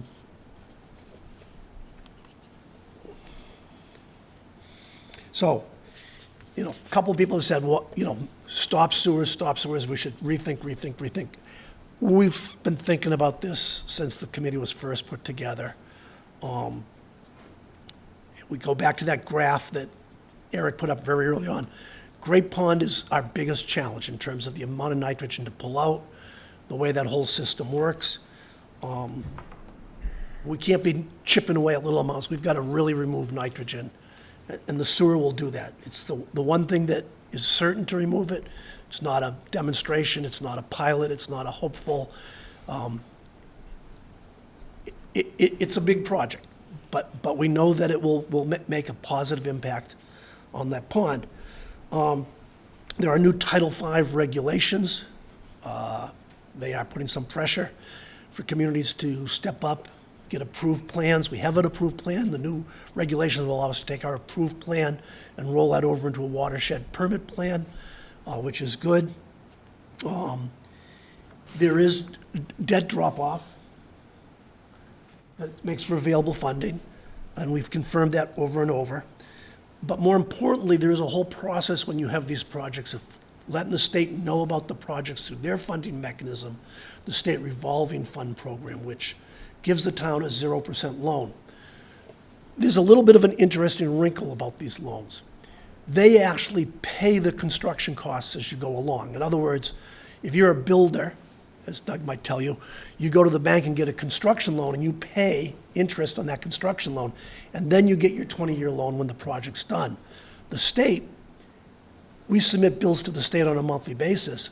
They reimburse the town for those bills, and then the loan starts when the project's finished. It's an equivalent of 8 to 10% grant funding because of the way they do it, and they don't charge any interest on the loan when you get it. I don't have the numbers in front of me right now, but I've had a short conversation with Ed that I'll bring forward in another meeting. to take a look at the Mara Vista Peninsula, the town funds the project, but then the homeowners get charged a betterment as well as paying to tie it up. So the homeowners actually pay quite a bit of money back. So if the town hypothetically borrows $40 million for a sewer project, at the end of the day, the homeowners are paying 70% of that cost through the betterment, and the town's only picking up 30% of the cost at the end of the day. So there's a cost to the town and a cost to the homeowners. But I think if you go to the Mara Vista Peninsula, you'll find that homeowners, I think Eric mentioned on one of his slides that nobody wanted to sign up for the eco toilet, even though there was a lot of money, because I think at the end of the day, a lot of homeowners view being connected to the sewer as an improvement to their property, which it is, and that it increases the value of their property under resale. So, let me move into the next thing that we are really working on a lot, or have been working on for the last couple of years, and we're coming forward. The more we looked at groundwater-based discharges, the less we felt that it was an effective long-term solution. You'd still be having groundwater going to West Falmouth Harbor or out to Herring Brook with some 3 milligrams per liter of nitrogen still in it. When we started taking a hard look at using the Augusta parcel or the Allen parcel, we realized that even though we're taking a lot of nitrogen out of the plant, the 3 milligrams per liter of nitrogen going back in still creates some issues in that watershed, and we would have to expand the sewer service area to make up for that amount coming back. And so felt like we were chasing our tail. And we also felt like there was a very finite limit to where we could go with land base. In the future, if the town needed some flexibility in some area for a little more wastewater need or whatnot. So, the town is going to utilize beds 14 and 15 on an interim basis. As I just said, land base had a lot of limitations, didn't seem to have any flexibility going down the road. And getting to an ocean outfall would get us out of the land base, and the marine estuary systems are very, very sensitive to nitrogen. The ocean is not very sensitive to nitrogen. So we proceeded to do a hydrodynamic modeling, which you guys helped approve the funding of. And we used an established peer-reviewed model. We utilized a gentleman named Jim Churchill, who's affiliated with WHOI, who knows the model. We looked at we looked at Buzzards Bay, and we looked at Vineyard Sound. Short geology lesson here. There's a moraine that runs down through Falmouth. Mike, I'll bring you up to speed here on this. If you're on the east side of that moraine, it's all sand, okay? All of the gravel pits and all of the sand and gravel businesses are on the east side of the moraine. On the west side of the moraine, it's boulders. If you want to take a hike around Long Pond, the water system, when you're on the west side of that trail, boulders. When you're on the east side of that trail, sand. So there's some concern about directional drilling for an outfall going into Buzzards Bay because it's on that side of the moraine. But we approached it as a modeling exercise first. And in Buzzards Bay, we actually looked at a number of locations from the shore, offshore from Black Beach. You can see here in the middle column, different distances offshore, different depths of water. One of the things that occurs in Buzzards Bay is there's an onshore component, as well as the velocity is less in Buzzards Bay than Vineyard Sound. In Vineyard Sound, we looked at a group of locations, again, certain distances offshore, a couple of them down the Nopska area, Elm Road, Mill Road, Surf Drive, and then in Mara Vista off of Worcester Court. And again, at this point here, we were just trying to get a sense of dilution and diffusion, what would be happening. We chose distances of, again, roughly 1,000 feet, 2,000, 3,000 at each of these locations. I'm sorry, I'm going to backtrack here. The currents are much, much better in Vineyard Sound. If anybody's been in a boat or sailed, you know there's a difference in what happens in Buzzards Bay and Vineyard Sound. And that's to our advantage in terms of this, because we're now moving more to the east side of the moraine. The installation, the directional drilling is going to be easier. And we started to realize that we should do a fifth site off of Kite Park in Falmouth Heights, which I'll get to in a second as to why we added another location. So just to introduce you to the report's findings, the flow in Vineyard Sound is way more vigorous, way more vigorous. Very low seasonal variation to the flow. And it's a predominantly east-west flow. There's a very low onshore component. It doesn't want to blow onto the shore that much. Effluent discharge into the modeled Vineyard Sounds at 1,000 feet offshore has almost an unmeasurable. We can define in the model numbers, but you can't really measure it with instruments because you get such a high dilution rate. And one of the fundamental criteria is 1,000 to 1 is a necessary dilution to meet some shellfish requirements out there. So we sort of use that as our benchmark. We've built models with a bunch of little blue dots in them. In Buzzards Bay, we have to have a longer outfall to get to the same level of diffusion. For Vineyard Sound, it turned out that eelgrass is probably more determinative of the location than diffusion. We can get excellent diffusion. However, you can't put a diffuser in the middle of eelgrass. You have to protect that environment. So we actually hired a remote operated vehicle that flew the bottom, took video, and the video was converted into a map of the eelgrasses. I think we kind of really took the state by surprise when they said, when we saw the data that we put together for very reasonable money compared to what normal eelgrass surveys cost.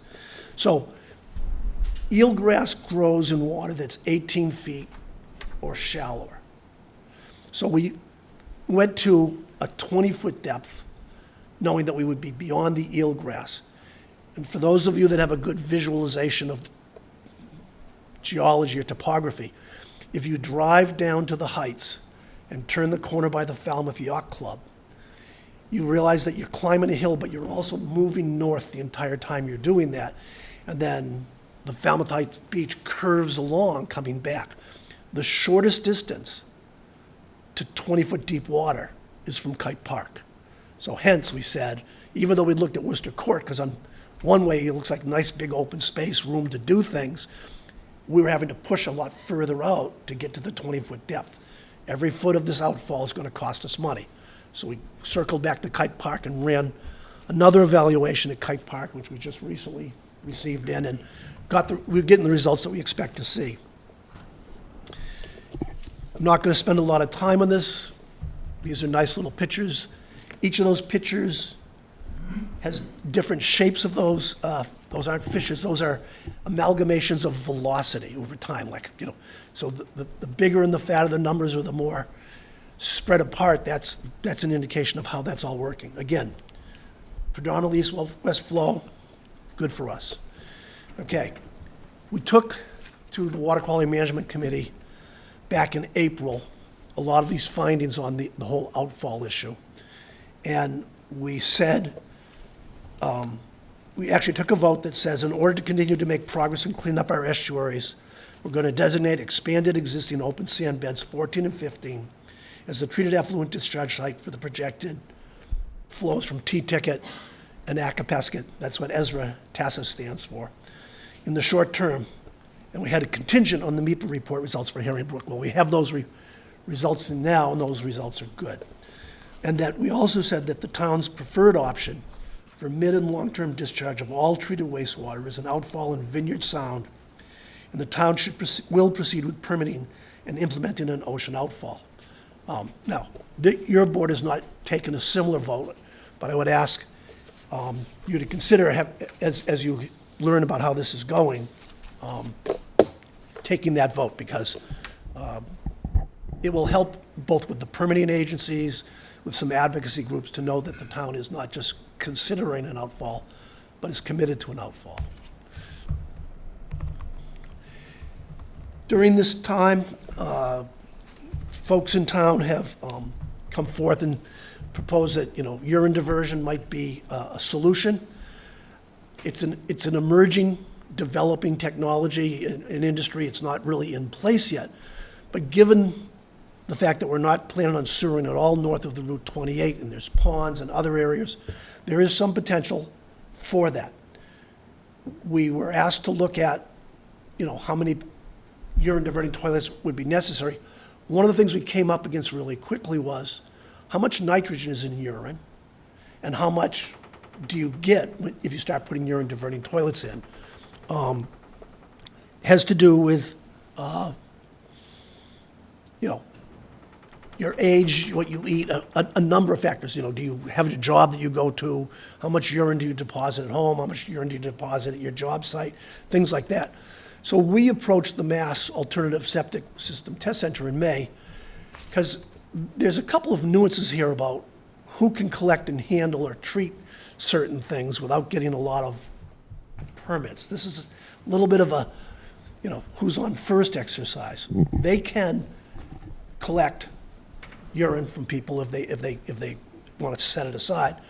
And we concluded that if we could get a minimum of 50 properties to participate, in which we would get some information on how many people in the house, how old, what are your work habits, and they collected, that we'd be able to start getting to a number that says, this is how much nitrogen is actually captured in a urine diversion program per household or per person. And they are in the process of developing a proposal to us to conduct that study, which I see as sort of the first piece of information we would need to move from, it sounds like a good idea. Somebody would say 80% of all the nitrogen can be diverted through urine diversion. Other information shows a much smaller number. The other side of this is, there's very limited places that are doing this. There's a small program in Brattleboro, Vermont. There's a couple of places in Norway, Sweden, and Iceland that do this. So, again, we've looked at a lot of alternatives. Some have worked out, some haven't. Mr. Rafferty, you're at your time, so I'm going to ask you to conclude just because I want to give the board an opportunity to ask I will give 30 seconds here. Okay. The guy in front of me talked forever. He did. He needed the hook. The anticipated requests at this town meeting, we're going to come in before you in August with 3 requests. Again, we're going to come back to fund the design and permit of the first phase of the Great Pond area. We're also going to come in for a portion of the overall outfall cost, which in today's dollars, for the Kite Park site, we have at $51 million with a very hefty contingency in it. We're asking to fund a component of that $51 million to get further data collection on water borings, to start the permitting process and to work with the state agencies that would have to review this, as well as the EPA NEPA permit. And then, based upon the proposal we get back from the Mass Test Center, we would ask for funding for the first phase of a urine diversion project. With that, I turn it back over to you. Questions or comments from the board? A lot of information. Mr. Brown? Yes. We did receive a letter today concerning the presentation saying the proposed project seemed kind of maybe a little more difficult than needed to be with the urine diverting. Do we really need to know what everybody eats and drinks? Can they just participate and just simplify it? I would offer that on July 10th at the Water Quality Management Committee meeting. We're going to have a presentation done by our consultant of the whole urine diversion concept, and a lot of these issues about the numbers and what's a low estimate, what's a high estimate, how to get to a real estimate, will be covered at that meeting. Good. Was that letter sent to the board or to you, Mr. Brown? I thought it was to the I board. think we all got it. It was from just today. Earl and Hilda. I didn't see it. Oh, maybe it wasn't then. I think. I think it went to got sent to the Tell you Board of right Selectmen, now. at least on the email I had that had it in it. Yeah, it was sent Sunday at 10:46 PM. Yeah.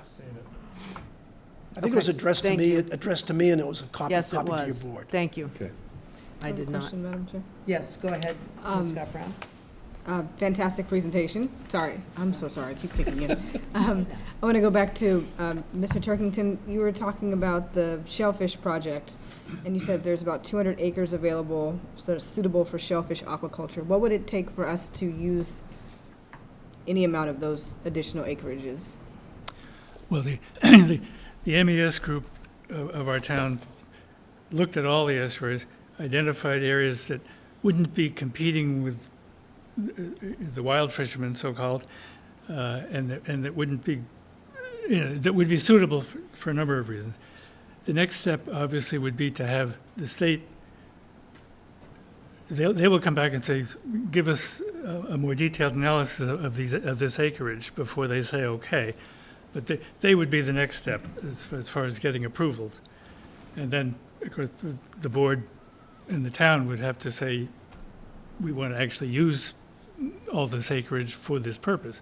But that would be the step, first to the state and then to you. So have we done that? Have we gone to the state? Or is that in process, or you're saying we still need to do that? Well, we did it for the acre and a half in Waquoit Bay, or in Eel River. And so we know what to do, and they know what we're doing. So, but they made it clear, if you're coming in for a large number, you got to come see us again, and we'll look into it in more detail. Yeah, you ask a great question. We need to circle back with MES. They came in and made a presentation of how they got to the acreage, but we have not had them come back to talk about next steps and a schedule. So we'll put them on the agenda in the near future and try to close that gap. Thank you. Mr. Scally? Realize it's very speculative, but what would you think would be the time frame for the outfall? What are we looking at? Okay, so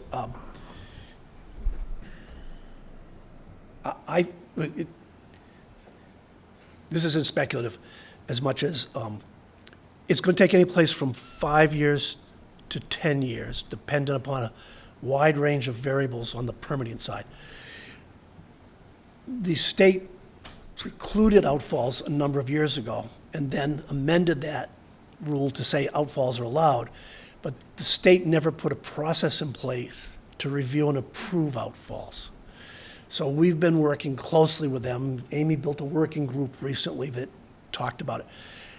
So on the optimistic side, if everybody really wants to have this happen and, lines up, we could get to the point of having something that was permitted. Then I have to turn to Ed, my good friend with the deep pockets, and say, inside the financing plans we have, where do we come up with the money for this? Or how do we get money out of the state or federal government specifically towards this? Right. We do recognize this. It will not come without controversy. We're all talking about it fairly knowledgeably. We've been down in the eelgrass on this topic for a long time. The world at large has not been there, and they're not quite sure what an outfall is, and they need a lot of information before they feel comfortable with it. We feel real comfortable with it. When you think about it, Vineyard Sound probably gets 100 times more nitrogen from atmospheric deposition than it will ever get from a Falmouth outfall. I mean, we're talking about 2 million gallons a day. That comes down in the rain in half an hour any good day. So you sort of have to define what people are concerned about and allay their concerns, and that process has not even begun, as you know. So the other side, on the other hand, is we do have some support. The Buzzards Bay Coalition, I believe, thinks very highly of the idea going to Vineyard Sound, and so we'll have organized support from them if you choose to go ahead with that route. Any other questions? Just one comments? brief one. Mr. To Zelinski? piggyback off Ms. Scott Price's question, with respect to the aquaculture project, would your group initiate that with the state, then formulate a proposal, then come back to us? Is that what? For the amount of acreage in the program, or would it go as an initiative from us to you, then to the state, then back to us? So I'm going to defer momentarily. It's really Marine Environmental Service at this point. We sort of advocated for this program very early on. Chuck Martinson is the man on this, really, in a lot of ways. So he would be the person to come to you if he needs backup. But like I said, we regularly have gotten, over the years, updates from him on where things are at, how much. That's fine, I was just trying to get it on the record to kind of Yep. categorize it. One last crazy question. Go ahead. Will we ever reach a point where our treated wastewater is so clean and disinfected that we could ship it to the water treatment facility and reuse it? Or is that just out of the question? Yeah, that's one for you, Amy. Me and Steve's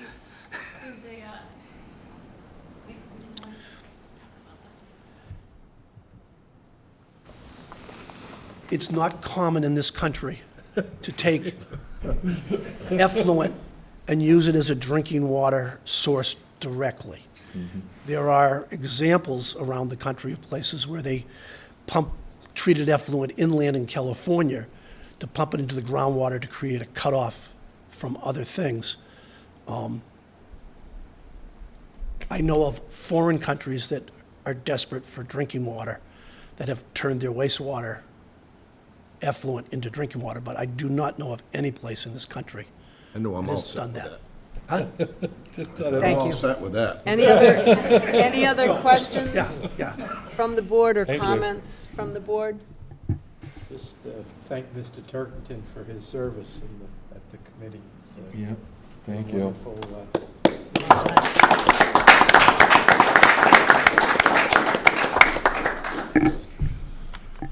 Okay, moving forward, thank you very much. Acting as trustees of the Falmouth Affordable Housing Fund, vote to grant $177,293.96 to Megansett Crossing LLC to supplement funding for 10 affordable deed-restricted rental units at Megansett Crossing.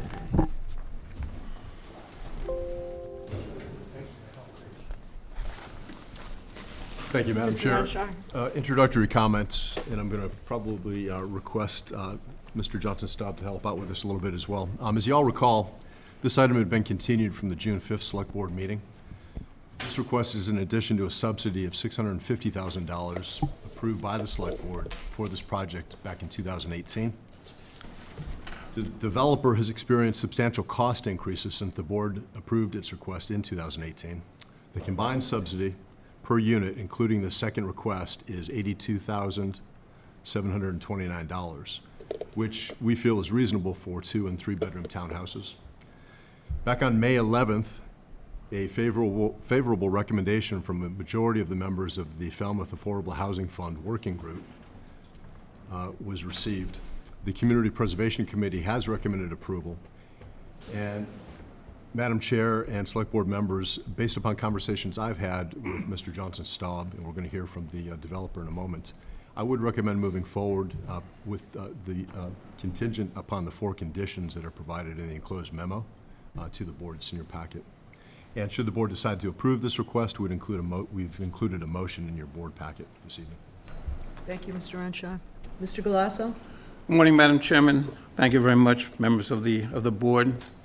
Our new town manager, welcome. Michael Galasso, 107 Lakeview Avenue. I'm the developer of Megansett Crossing. Just want to take, I know you're running a little bit behind, some of you have been out to the project, have seen the project over the last few months, and we had a great opening in January. We developed this project to be an example of a good 40B that fits into the community, and I think we achieved that. We had 33 and a half. We now have 34 residents that live there. We had a recent birth. Many of our residents are single working moms. We have 17 children there. It's an all-electric project. It meets the building code, actually exceeds the building code. We have a HERS rating of 40, which makes the project 60% more energy efficient than a typical project.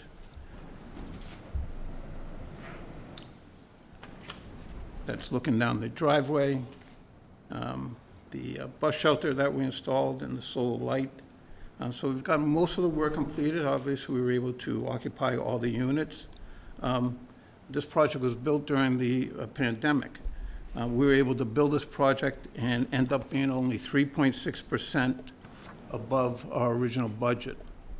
With all the issues that we needed to deal with throughout the construction, I think our contractor, the Valley Group, did a great job. We worked very closely with them.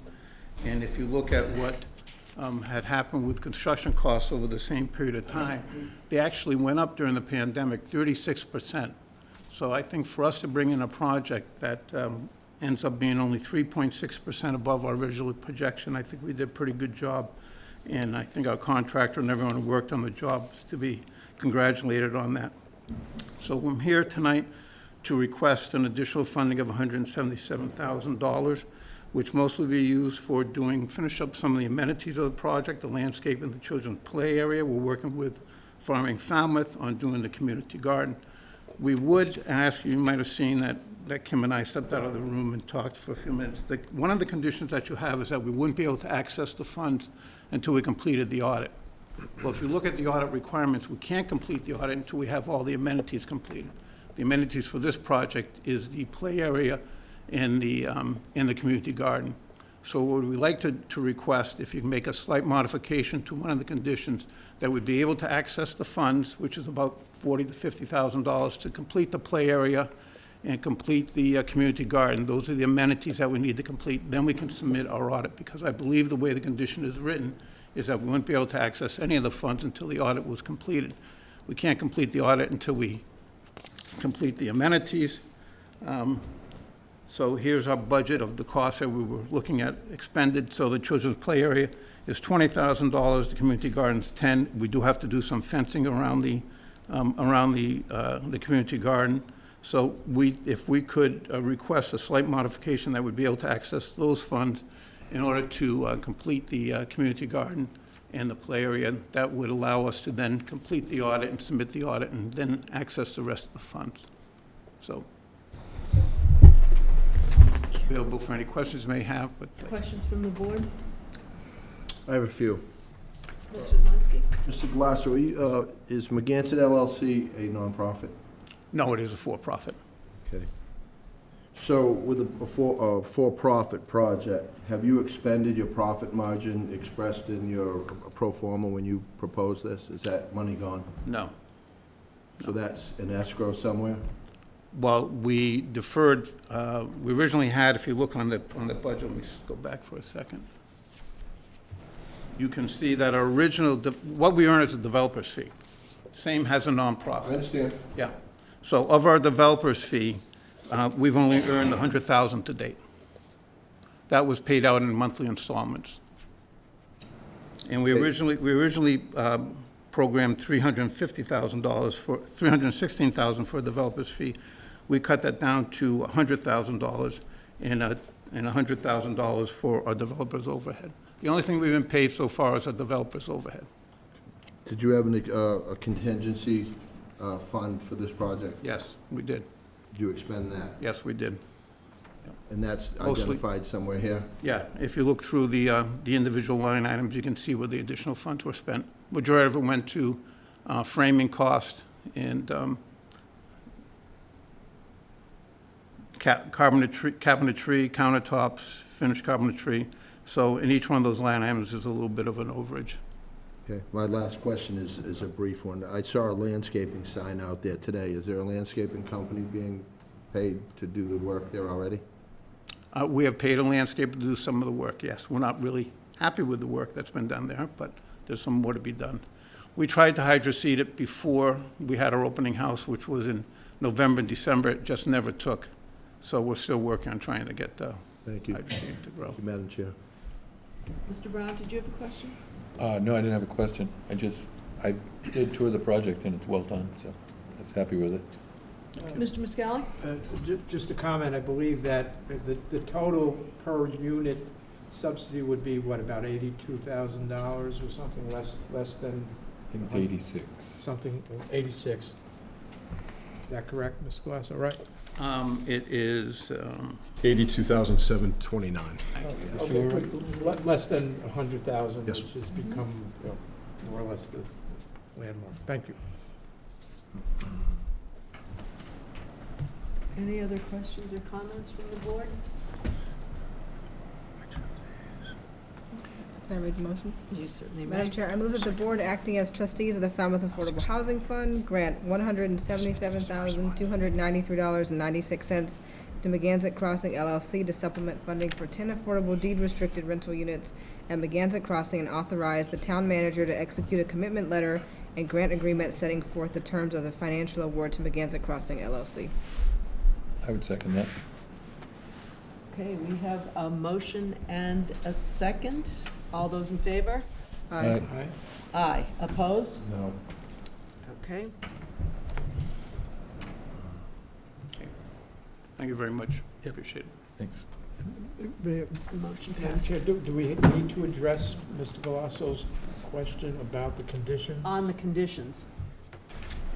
So you've authorized the town manager to detail the conditions of the award in the documentation, so we will work that out. Okay, moving forward. Authorize update to the non-union wage plan for technical, administrative, and management employees. Mr. Johnson Staub, slated you for 5 minutes.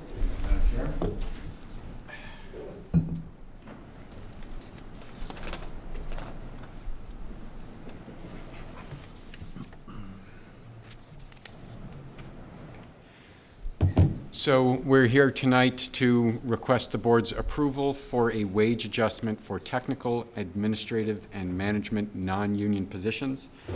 I want to lead off by saying that this is a group of employees that have received a cost of living adjustment every year, but they have not received any other market adjustment as a result of salary surveys for going on 20 years. So this has been a long time coming that we took a close look at these positions, and I don't need to tell the board, but for the public's interest, we certainly are challenged with filling positions and retaining skilled staff throughout the organization, which is why we have done market studies and market adjustments for our union employees fairly aggressively over the last several years.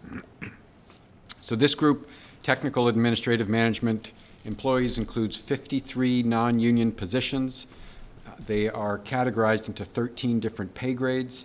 Some of them are hourly employees eligible for overtime, but most are salaried. And just briefly, examples of some of the positions included here: department heads, assistant department heads, confidential administrative staff, and IT positions. We retained a consultant to do a compensation survey. They identified 13 comparable communities, some of which are on Cape Cod, some of which are not on Cape Cod, based on factors including demographics, income, population, budget size, et cetera.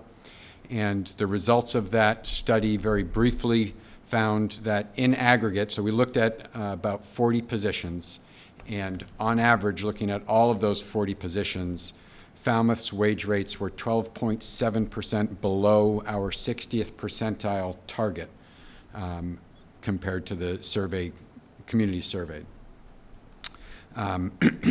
As I noted, recruitment is a challenge for Falmouth, and not just Falmouth, but neighboring communities.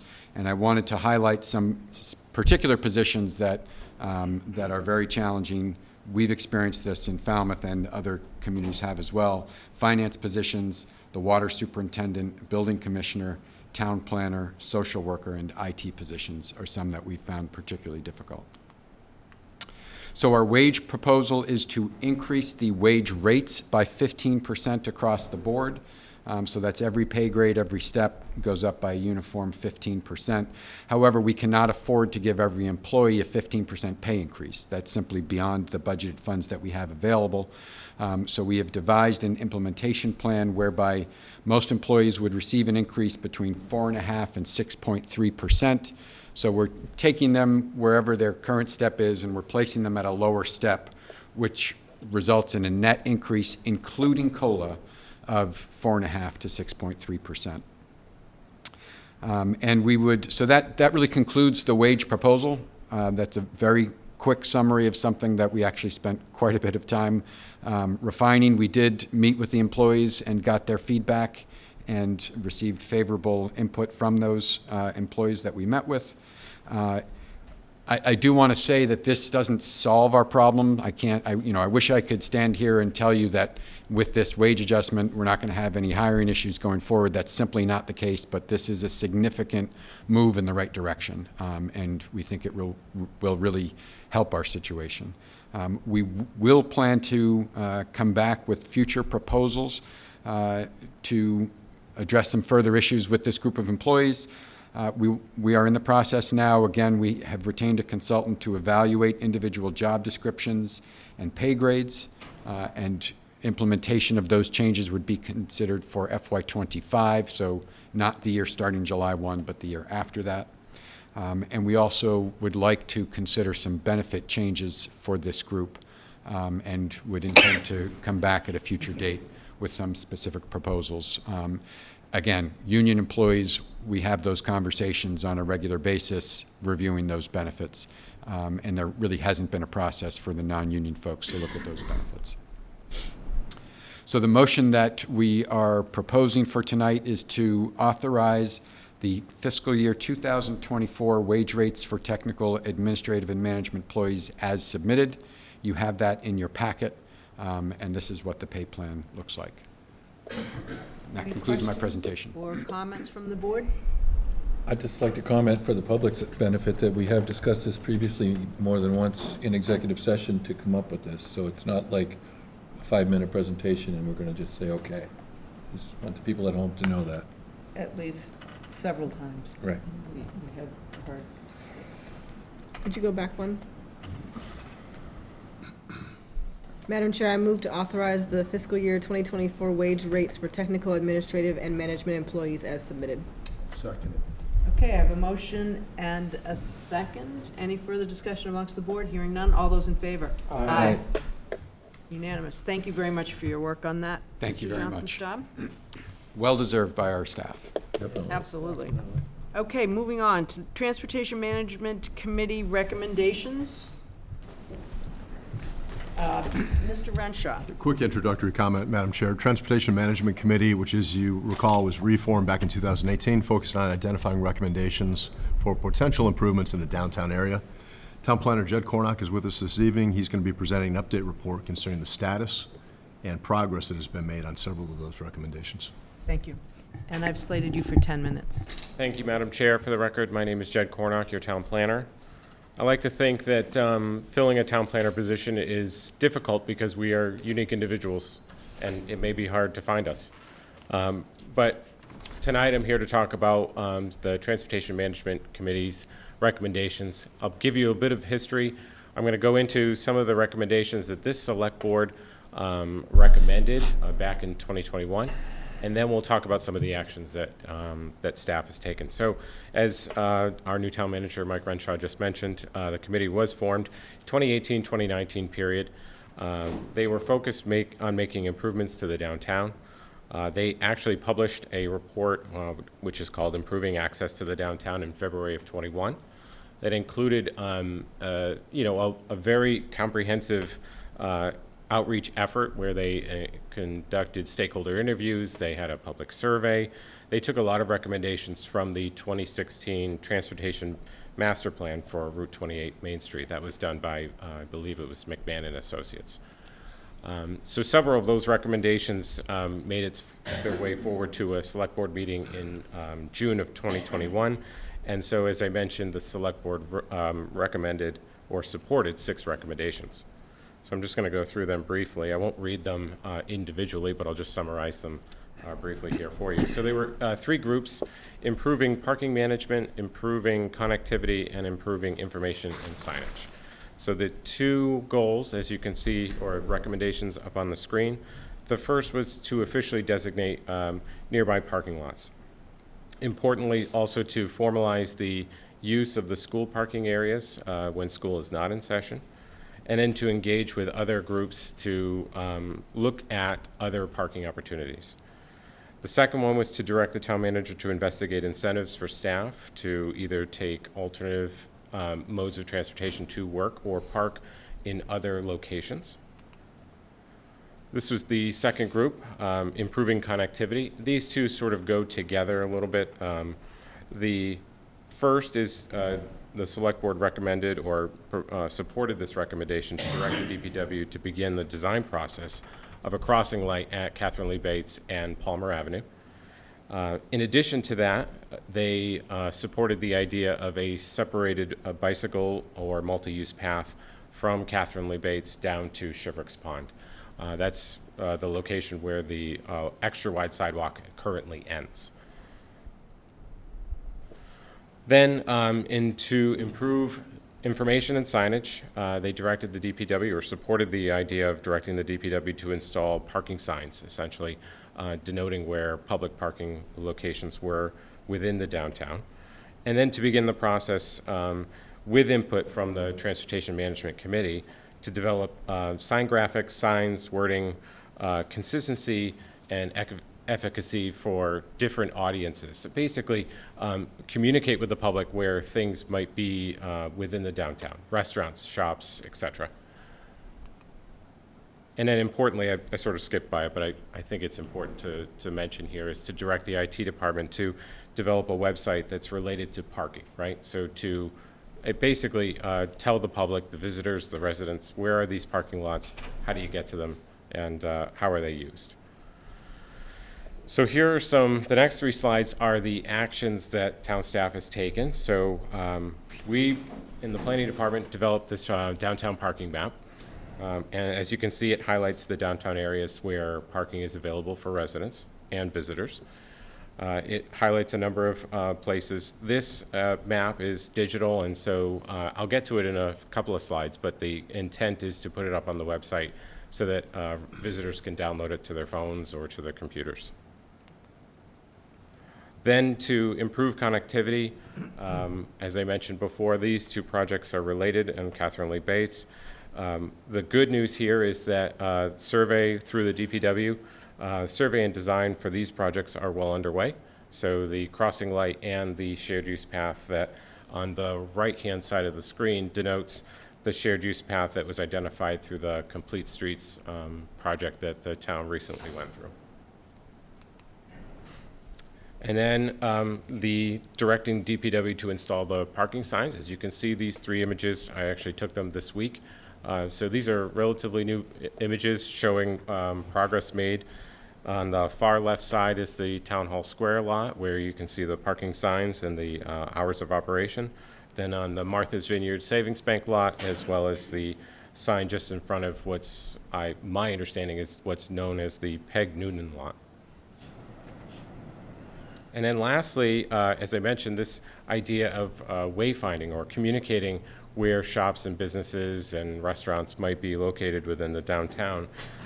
This wayfinding effort was actually a project that the Cape Cod Commission completed recently for the town of Orleans. I've been in contact with the Cape Cod Commission. We've been working on this for a little bit, and they've recently agreed that it's Falmouth's turn. So Falmouth is going to be working on a wayfinding plan for the downtown, and we're very excited to get started with that. So we're going to be starting likely later on this year. So some of these next steps, these are 2 of the recommendations that we still need to do work on. This first one, as I mentioned right at the beginning, is officially designating these nearby parking lots and formalizing the use of school parking areas. Now the next step is to approach the school committee and the school department to formalize, to put those agreements on paper so that they can be used throughout the summer season when they're most needed. And then the last item here is to investigate incentives for the employees to use alternative transportation or perhaps nearby or remote parking areas. So as you can see, the town manager's office will work with the HR department to investigate these options. So overall, 4 of the 6 recommendations have either been acted on or in the process. It's truly a team effort, working with the town manager's office and Peter McConaty, the director of public works, planning department. We're all working together to make sure we bring these recommendations to fruition. And I just want to note, as the board's familiar, early this month, the planning department applied for a grant through the One Stop for Growth program to basically get money to do a downtown parking management plan. And so the idea is to gather hard data about our parking practices and utilization of all those lots that were noted in that map that I showed earlier. In addition to that, the on-street parking. So it's an important step forward, so we're crossing our fingers that we get funding for that. So with that, I'll entertain any questions or answer any questions you might have. Questions or comments from the board? I'm pretty familiar with it, so. That was great. good. Thank you. Very informative. Thank you very much. Thank you very much. Okay, we will move on to the embarkation fund policy. Mr. Renshaw. Madam Chair, Assistant Town Manager Johnson Staub is going to be presenting an embarkation fund policy for Select Board review and approval.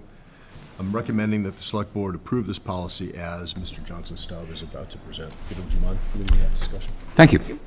So the board previously voted to request that we prepare this embarkation fund policy.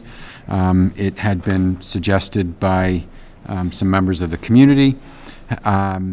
And so I've done that. You have a draft in your packet, which I will just overview briefly. By way of background, there is a special act of the legislature which created this, a passenger fee for ferry service that applies to both the Steamship Authority and the Island Queen.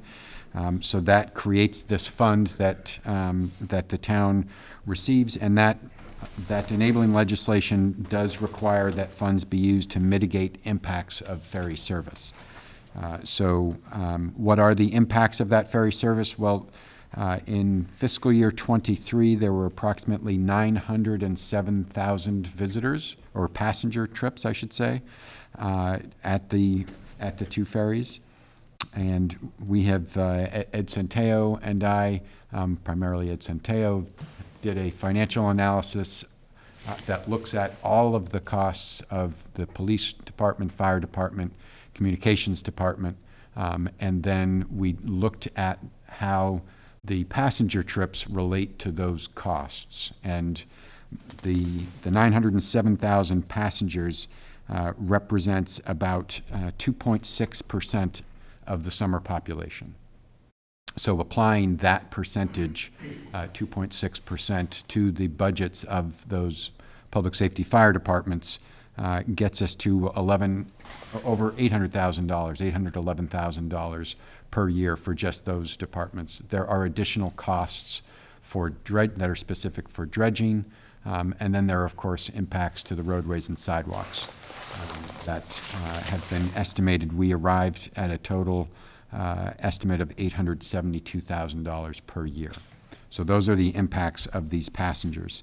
The policy drafted reiterates the law that the funds will be used to mitigate the impacts of the ferry service, and it goes on to state that at least $350,000 per year will be allocated to offset the costs of those public safety departments, police, fire, and marine environmental services.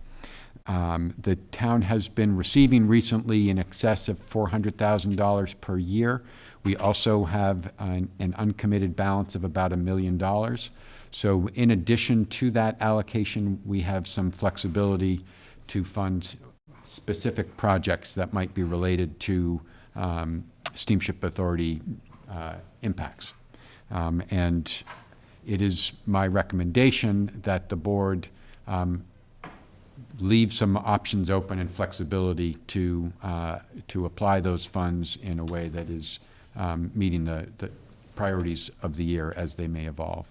And then in terms of, I know a question has been raised by some of the interested parties, what is the process to spend those funds? And our answer through this policy is that we would follow the charter. So that the town charter lays out pretty clearly how budgets and capital spending are prepared and drafted by the town manager and the departments.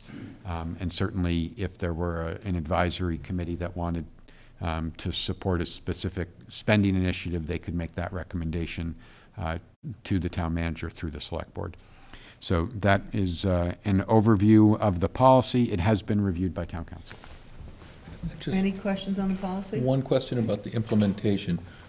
Could a resident come to the select board, for instance, and say, I wish we could have an extra speed caution sign on Woods Hole Road, and the board could take it up rather than a committee recommending it? Sure. So, I guess I would answer it the same way. Could an individual citizen come forward and say, I think that this sidewalk needs repair. Could you take a look at that? Sure. Okay. Yeah. Very good. Any other questions? You've all had an opportunity to read the draft. I have. Mr. Muscali? Being somewhat new to the whole issue, I've got to say that in my mind, it just seems to leave a little bit to be desired. I don't see where it's actually, setting forth where the money is going or how it's being used to mitigate, which is clearly the point of some of the residents that have made this an issue. Allocating a lump sum of $350,000 without, knowing where it's being used to mitigate the effects of the steamship, in my mind, seems to be an open question that I'd like to get some clarity on. So, if I may, we did, a pretty thorough analysis to show that there are impacts of the ongoing annual operating costs of these departments. So I understand that doesn't answer your question, but nevertheless, it meets the law. And if we were to stop using the funds to offset the operating costs of those departments, we're creating a $350,000 hole in our budget. So certainly if that's something the board wanted to entertain, and if you wanted to direct all of that to new specific projects or services, we could do that. It just adds to our budget challenge for the coming fiscal year. I think policies need to remain broad and not to tie the town manager's hands. So I would move the draft. Second. As written. Okay, we have a motion and a second. Any further discussion amongst the board? Nope. All those in favor? Aye. Aye. Opposed? No. Okay, so that's Mr. Muscali opposed.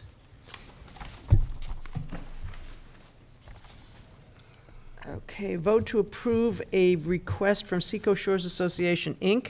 for a grant of a license to allow the transport of beach sand over the Bayside Drive right-of-way. Mr. Renshaw. Thank you, Madam Chair. I'll be brief, less than 5 minutes. For background purposes, last Thursday morning, June 22nd, a resident of Seacoast Shores Association advised my office that a contractor was in the process of performing needed beach nourishment work within the public right-of-way along Bayside Drive. The resident who I spoke with stated that he was concerned that the contractor might be causing damage to public property with the heavy equipment that was being used at the time. Shortly after the conversation with the resident, I made contact with Jennifer Lincoln with Conservation Commission. Jennifer advised me that the commission had previously approved the nourishment project. However, the association was specifically instructed to contact the select board office, the town manager's office, because this particular project required a grant of access license.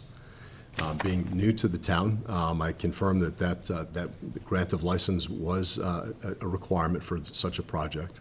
I verified with staff that no such approval had been given.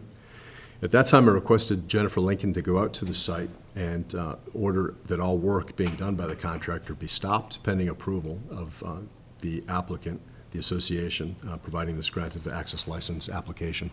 My intent was to bring the association to the office, to the table, so to speak, so that we got the process started. A representative with the association submitted the required grant of license application at about 3:30 on Friday afternoon, June 23rd. Right after that application submittal, I had a meeting with the president of the association who came to my office and explained to me that the neighborhood's plan, and they had been planning this project over a course of years, was to try to complete the nourishment project on or before July 4th. The next select board meeting being July 11th. My goal ultimately was to come up with a reasonable solution to put the association on a path to get this project underway. Recognizing the association had now made those efforts to follow the required select board approval process by making the application in an effort to find a path to allow the association to move forward, I requested the town council draft the temporary grant of access license, which is included in your packets this evening.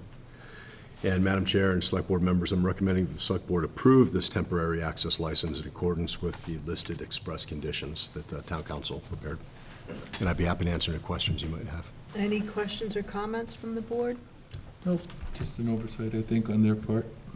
I'm sure. I will entertain a motion. So moved. Second. Okay, we have a motion and a second to approve the request from the Seacoast Shores Association, Inc. for a grant of license to allow transport of beach sand over the Bayside Drive right-of-way. Any further discussion amongst the board? Hearing none, all those in favor? Aye. Unanimous, thank you. Okay, we're going to move on to the consent agenda, and I will read all the pieces of the consent agenda. If any board member would like to hold anything, please notify me as the chair.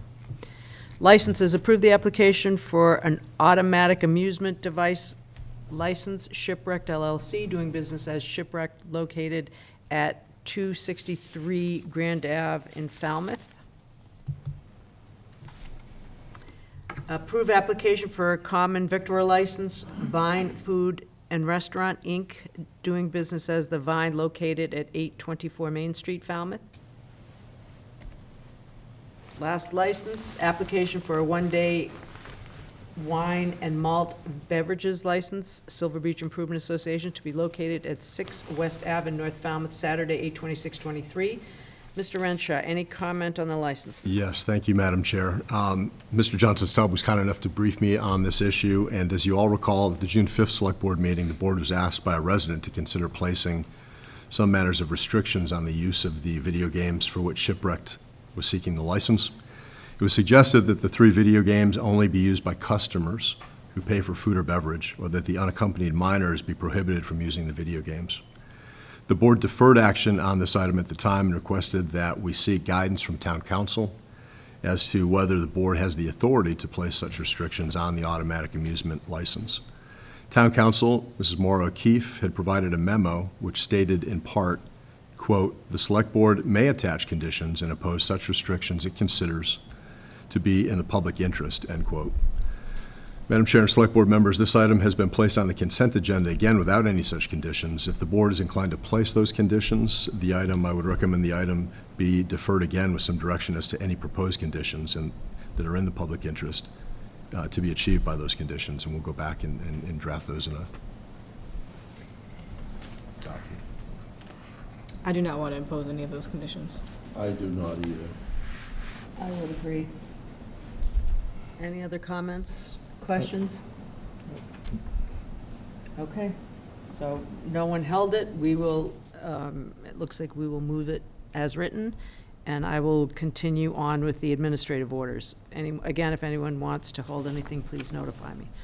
Vote to accept donation in the amount of $892.80 from the Old Stone Dock Association to the beach donations account to fund 16 window boxes for the L&T Mitchell Bathhouse at 56 Surf Drive, installed on Wednesday, 5/24.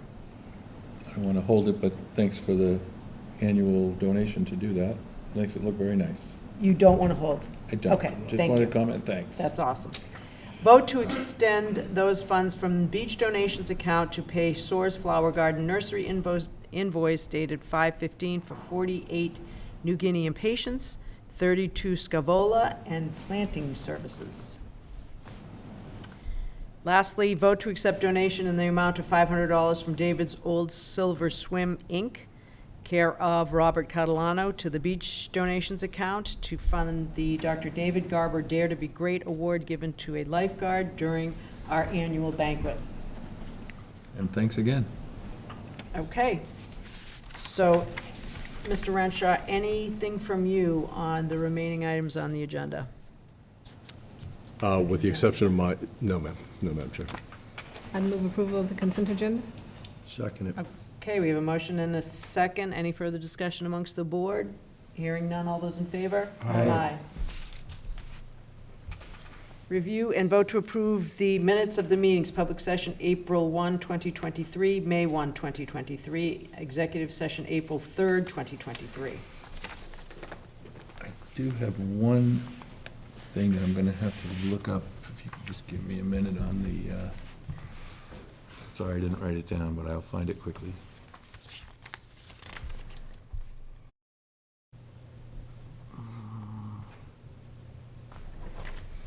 It's regarding short-term rental.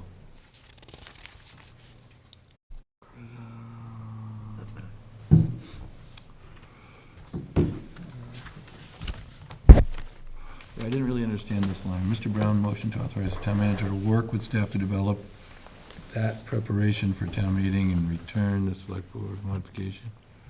Maybe that wasn't it. Sorry, I might have it.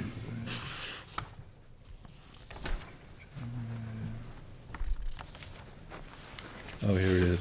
Concerned about seeing. What page you on, Mr. Brown? This is page 3 of April 1st. Just a clarification. Concerned about seeing the same corporation renting many short-term rentals. Is there a way to allow residents or voters to retain these rights going forward? Or put a commercial accommodation restriction on corporations? I'm sorry, I'm gonna have to let it go because I didn't write it down, and that's not it either. Do you want to hold the minutes of April 1st, Mr. Brown, until the next meeting?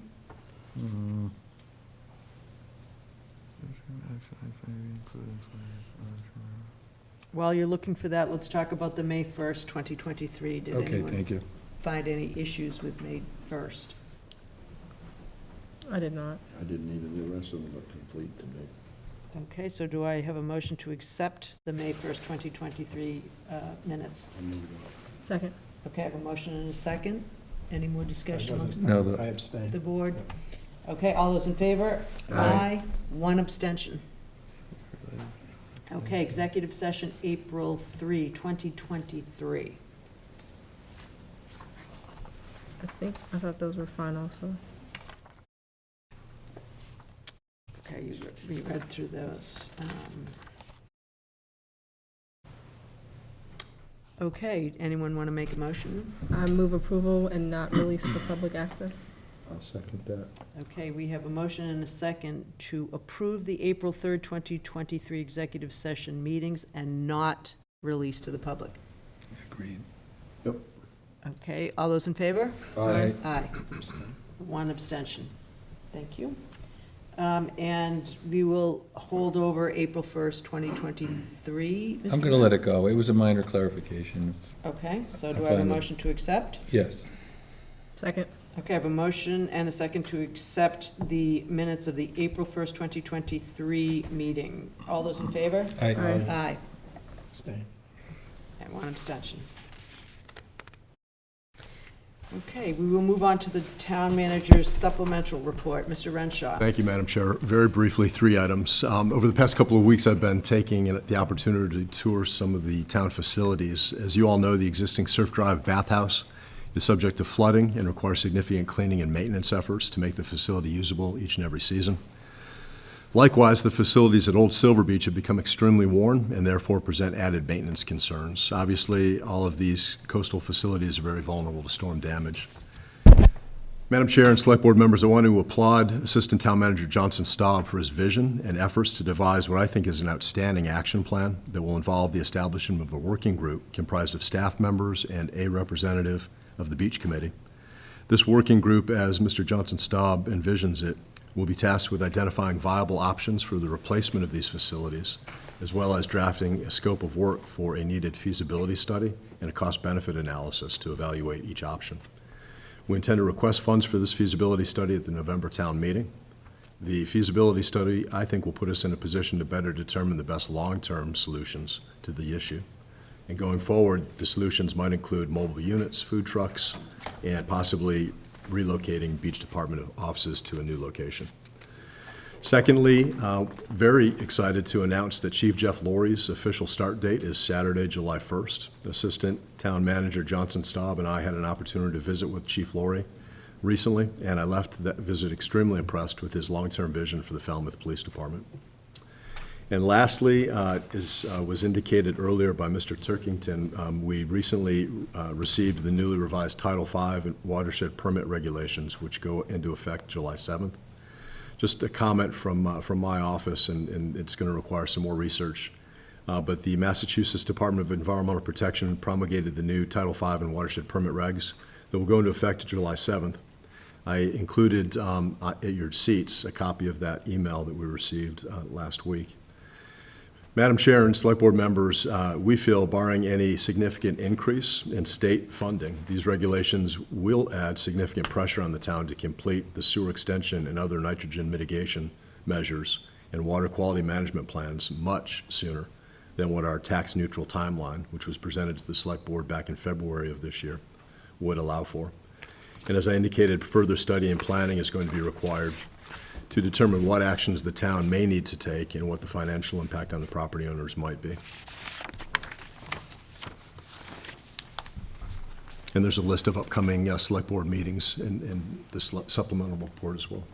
Great. I'd like to just make a note, I will not be here for the September 11th meeting. Okay. Okay, we will go to Select Board reports, and if it's okay, I would like to start. I have a few this time. June 6th, Mr. Zelinski and I met with Dr. and Mrs. David Aubrey, Attorney Nickerson, and Robert J. Ferrolo from the Executive Office of Public Safety and Security Municipal Police Training Committee. Regarding the Municipal Training Center being proposed at Technology Park, they're in the process of applying for a variance from the Board of Health regarding the septic system. This has been an ongoing issue. I believe it's received all of its other permits, and Representative Vieira was very supportive of this project. It was an informational exchange. On June 12th, I attended the Lawrence School Town Meeting, which discussed and voted 3 articles. That was a lot of fun. It was really well run, and I was really impressed by the student participation. So that was fun. Was that like a mock? No, they do a town meeting. Oh, that's cute. Yeah, they do really well. On the 15th, I attended the League of Women Voters Observers Corps. Mr. Muscali was there, also our town manager Renshaw was there, and they presented observations of several meetings, the Board of Health, EDIC, library trustees, and the ZBA. And it was very informative, and they had written reports. I know that, Mr. Brown, you belong because they mentioned that, and their reports go to the chairs of these committees. And I thought they were really, really well done, informative in both the content and the process of the meetings. And then on June 22nd, I attended the opioid forum at St. Barnabas Church. Again, our town manager was there, as well as Mr. Muscali. I thought it was really well attended, and the facilitator was excellent. So I just wanted to thank Susie Hopman, our Director of Human Services, and Beverly Costa Ciavola, who is the Chair of the Commission on Substance Use. I just have a couple of other comments, but I will wait. Any other Select Board reports? Well, I don't remember the date, but I know Mr. Brown and I attended a housing huddle at the Herman Room at the Public Library, where Michael Kasparian put together a group of someone from MBL, someone from the Falmouth Hospital, and Chief Smith. Fire Chief Smith. Chief Smith from the fire department, and it was very informative and certainly highlighted what the issues were. It was certainly telling to hear the MBL representatives say that the lack of housing or being able to find housing was, in his mind, an existential threat to the organization. So you know, certainly something that's on the mind of many of the organizations here in town. What's interesting to hear the different perspectives and the different, they're all at different levels. The people that work at the hospital make pretty good money. They're very challenged to find housing. MBL as well. They're professionals and, highly trained and pretty well paid. And the fire chief also just saying how guys come here, try to get settled in, and just find it's just not sustainable for them, and they just head back to wherever it's less expensive to live. So it's kind of challenging, but hopefully we'll keep working on it. I did speak with Kelsey Perry from South Coast Wind on the 12th. It was just before they were headed into the discussion to request to be released from the contracts that they had signed for the power purchase agreement, so we didn't get a chance to discuss the results because it was prior to the meeting. The gist of the conversation was that right now they're focusing their efforts in the Somerset project, and they're also focusing on refiguring out whether or not this whole project is viable given the power purchase agreements, and as I said, I think they've now canceled them. I'm not exactly sure what the status is. Maybe they just petitioned to cancel them. As I said, I'll find out next month. But I asked her about the fact that we keep hearing that South Coast Wind is engaged with public officials. And they said, well, occasionally somebody from our company might have to call the town manager to ask for guidance or clarification on certain processes and procedures.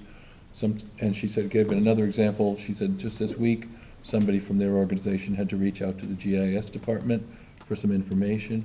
So she said, there's always ongoing interactions with town employees.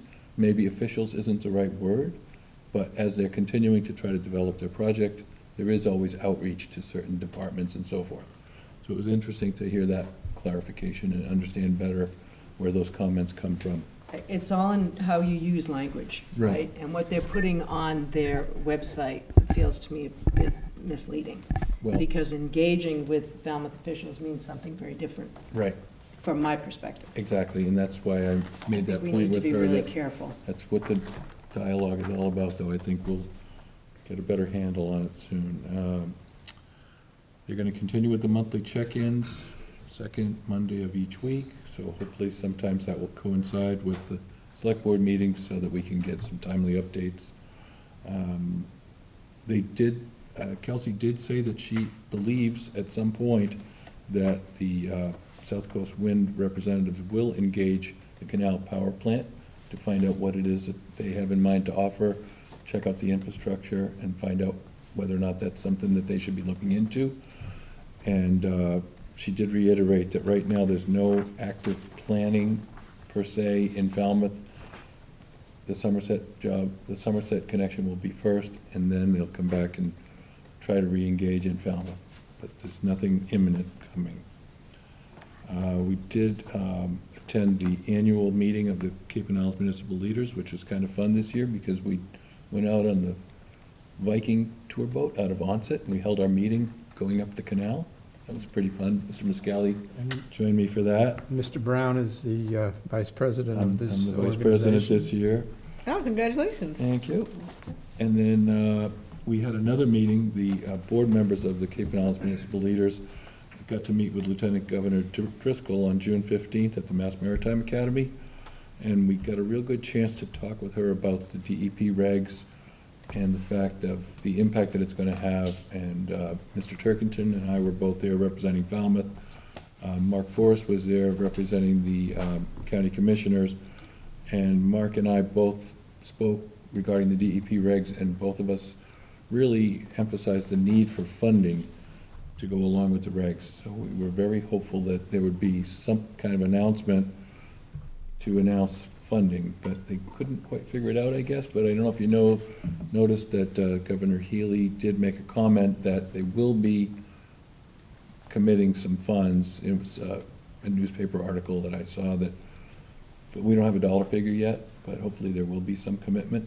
And we did emphasize the fact that the amount of work that's got to be done and the sewer planning that Falmouth already has in place is already being somewhat disrupted by this rush to hurry up and change our timeline, and it's maybe shaking the confidence of our voters. So we really need some backup from them with financial assistance. Hopefully that will be coming into play soon.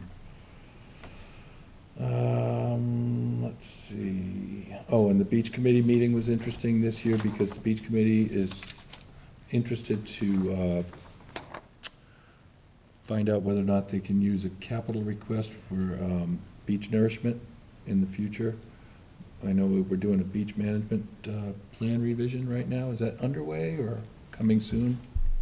I don't have an update on that. It is funded. It's on the list of projects to be completed. And pretty much have to leave it at that at this point. So they're interested in seeing that. Barbara Schneider was reelected as chair, and Joe Voce will be the vice chair. And, I mean, excuse me, did I say Joe? Joe Drazula, excuse me, mix him up with the Waterways. Joe Voce is the new chair of the Waterways Committee, because Jeff Thomas had to move on after 9 years of service. So thanks to Jeff, he's done a great job. He got a lot of comments to that effect, that he was probably the best chair they've ever had with all his PowerPoint presentations and so forth. So thanks to Jeff, he did do a good job with that. The Beach Committee is also interested to have a joint meeting with the Select Board, Concom, DPW, Harbor Master, maybe Leslie Field from Woods Hole Group, to kind of get a sense of, well, they want to have two meetings. One in the near term to kind of discuss the last time we had a beach management plan, which I think was like 10 years ago. We'd like to reflect back on what that plan proposed, and then maybe reflect on what we've done and what we haven't done in light of the new beach management plan that's going to be coming. And then maybe we can meet again at a later time after that plan comes out. So that's the Beach Committee's meeting this month, so pretty productive. That's my report. Thank you. I have a quick question. Regarding the conversations with South Coast, I'm wondering if it wouldn't be prudent to ask them to simply send us an update in writing once a month. I just wonder if that would be a better way of proceeding. Just something to think about. It's fine with me. I just won't be able to ask them really any questions. I guess we can follow up with another email to them if you. I just think it's you wanna go that important way. that we have it in writing and that we know, so that nothing's left to interpretation. Well, that's fine if you want to go that way. It's just a suggestion. Any other select board reports? Scott Price? I also attended the housing huddle hosted by HAC, and I did get a chance to speak to Chief Laurie before I left for vacation, and he does have a lot of energy and has a really good vision for Falmouth. But then I was on vacation, so I didn't do anything else. Good for you. Good for you. Mr. Zelinski? Anything I would say would pale compared to what the reports were tonight, so I'm going to defer. Okay, so discussion of future agenda items. I have a couple of things. I would really like to have an update on capital projects, and I would like the Recreation Committee to be on as an agenda item. We've been getting a lot of emails about the shape of fields, and I think we need to address that. And I'd also like kind of a detailed explanation of where we are on these projects, what has held them up, and how do we move forward. I think it's really important that we do that. Another piece is I would like to have the board, as an agenda item, consider that sidewalk on Woods Hole Road. I think we need to have that conversation. And the only other thing that I would note is, please make sure that you have taken a look at and amended your calendars based on our meeting calendar that has changed. Madam Chair, I have one request for further Go ahead, future. Mr. Zelinski. I've requested in the past a more accurate housing number for our affordable housing, what our percentages are, and how we're counting them at what point in the development's process. When do we count them, and what that number is, please?